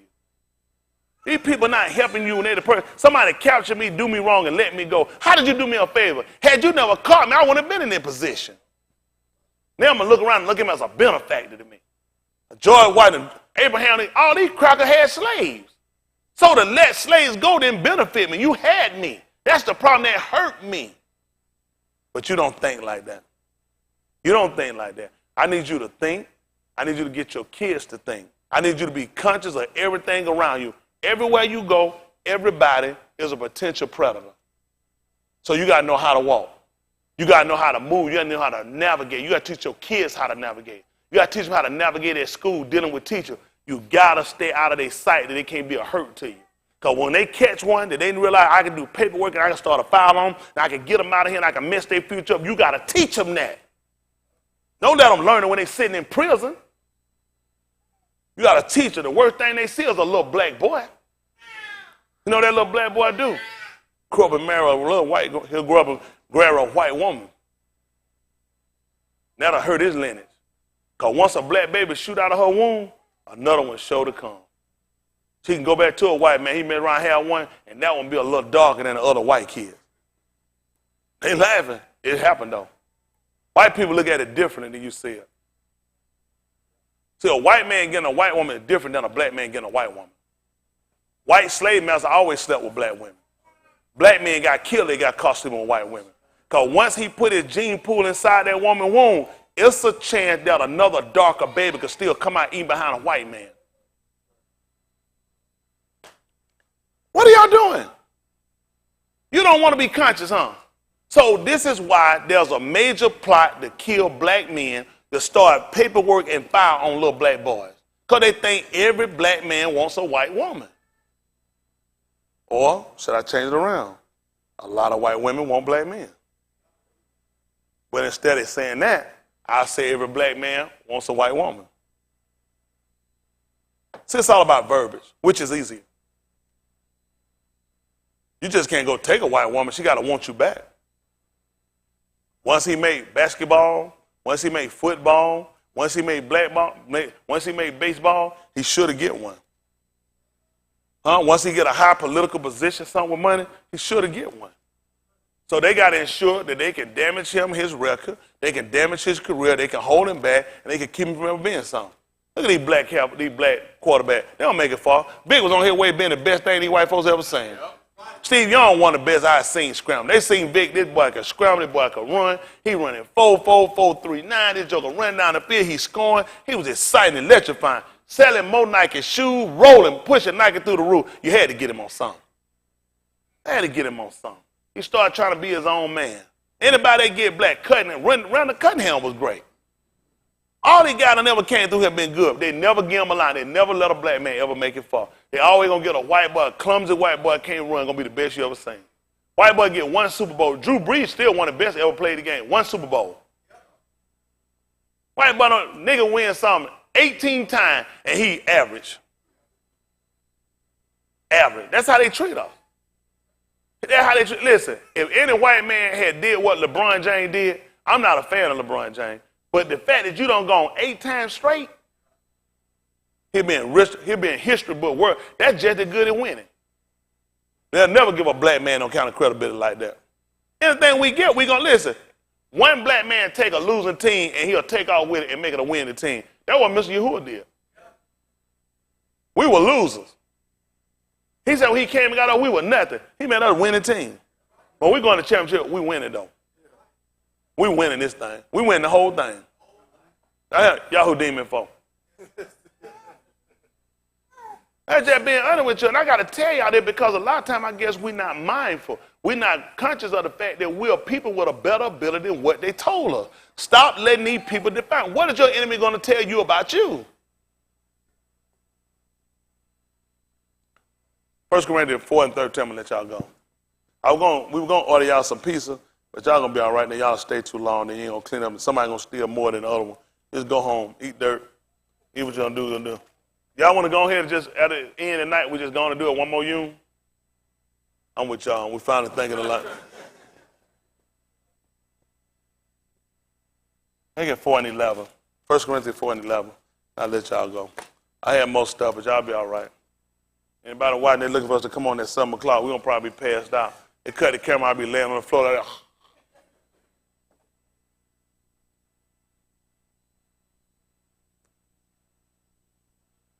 1 Corinthians chapter 4 verse 11. Listen to the book. Even unto this present hour, we both hunger and thirst. Why that? Brandon, seriously? Seriously? That's what it says. That's what it says. It says it on the page. It says it right there. They got to be the 11th hour. Yeah, that's something we said, even to the present. God, the mighty one. I said 13 when I wanted 11. It ain't going to be wrong, is it? Goodness. All right, go ahead. Even unto this present hour. Why would he go back there? No, go ahead. No, go ahead. Even unto this present hour we both hunger and thirst, and are naked, and are buffeted, and have no certain dwelling place. So what would that make? That would put them in affliction. That will put them in a kind of what we do. You know, every person was supposed to afflict their soul. They in the fire. This is what he tell you. They was afflicting themselves. Listen. And labor, working with our own hands. You know what he did? Y'all learn about that too? The mere fact that he brought people in to work. He got them to come in and work. He saw them stand by idle. They came in to work. And they say they've been doing it the last hour. That's what they're doing. He said we've been working, laboring, buffeted, hungry, and thirsty. Even when you know what people don't realize? When you take an ox and you plow him, you know what he told you not supposed to do? The muzzle, the what now? They do what? When the ox supposed to eat? After he get through. That's why Yahushua took it and told him it finished. He had got through plowing. After the ox had plowed, that's why he told him it finished. He could eat. That's what we supposed to feed him after he get finished. See, we've been looking for the reward while we've been working. The reward come after we finish. Once he finished, you know what you do? You take all that stuff off, from all the restrictions. You take the whole plow, you take it off of him. You take that and let him go and sit down and lay out in the palace. He don't work now. That ox need to relax. That's why they took Yahushua and they went and buried him in a garden. The ox had plowed. Now you want to put him in an open field. So you go and you take that ox. They fed the ox. Now you put the ox where the ox can lay down and rest. Come unto me, all you there is what was again? And what you do? Basically, he was saying those that had been afflicted. Those that were hungry and thirsty. He said, you ain't gonna believe what happened in the Muhadi. If any eat thirst, let him come unto me. Huh? People that afflicted themselves. See, you don't even see how all your Muhadis line you up to get you in preparation for this. Come on, finish. Being reviled, we barak. Listen. Being persecuted, we suffer it. Yeah. Being defamed, we entreat. Yeah. We are made as the filth of the Aras. Can't be nobody but us. You tell me white folks say that? They can't read it with no clear conscience, not them as a nation, and say, oh, they're talking about me. Listen. And are the offscouring of all things unto this hume. Tell me what people they got around. Everybody run us down. Everybody hate us. Everybody criticize us. Come on. I write not these things to shame you. But. As my beloved Beni. What you do? I warn you. That's good. Most High Yahuwah be the Kabir.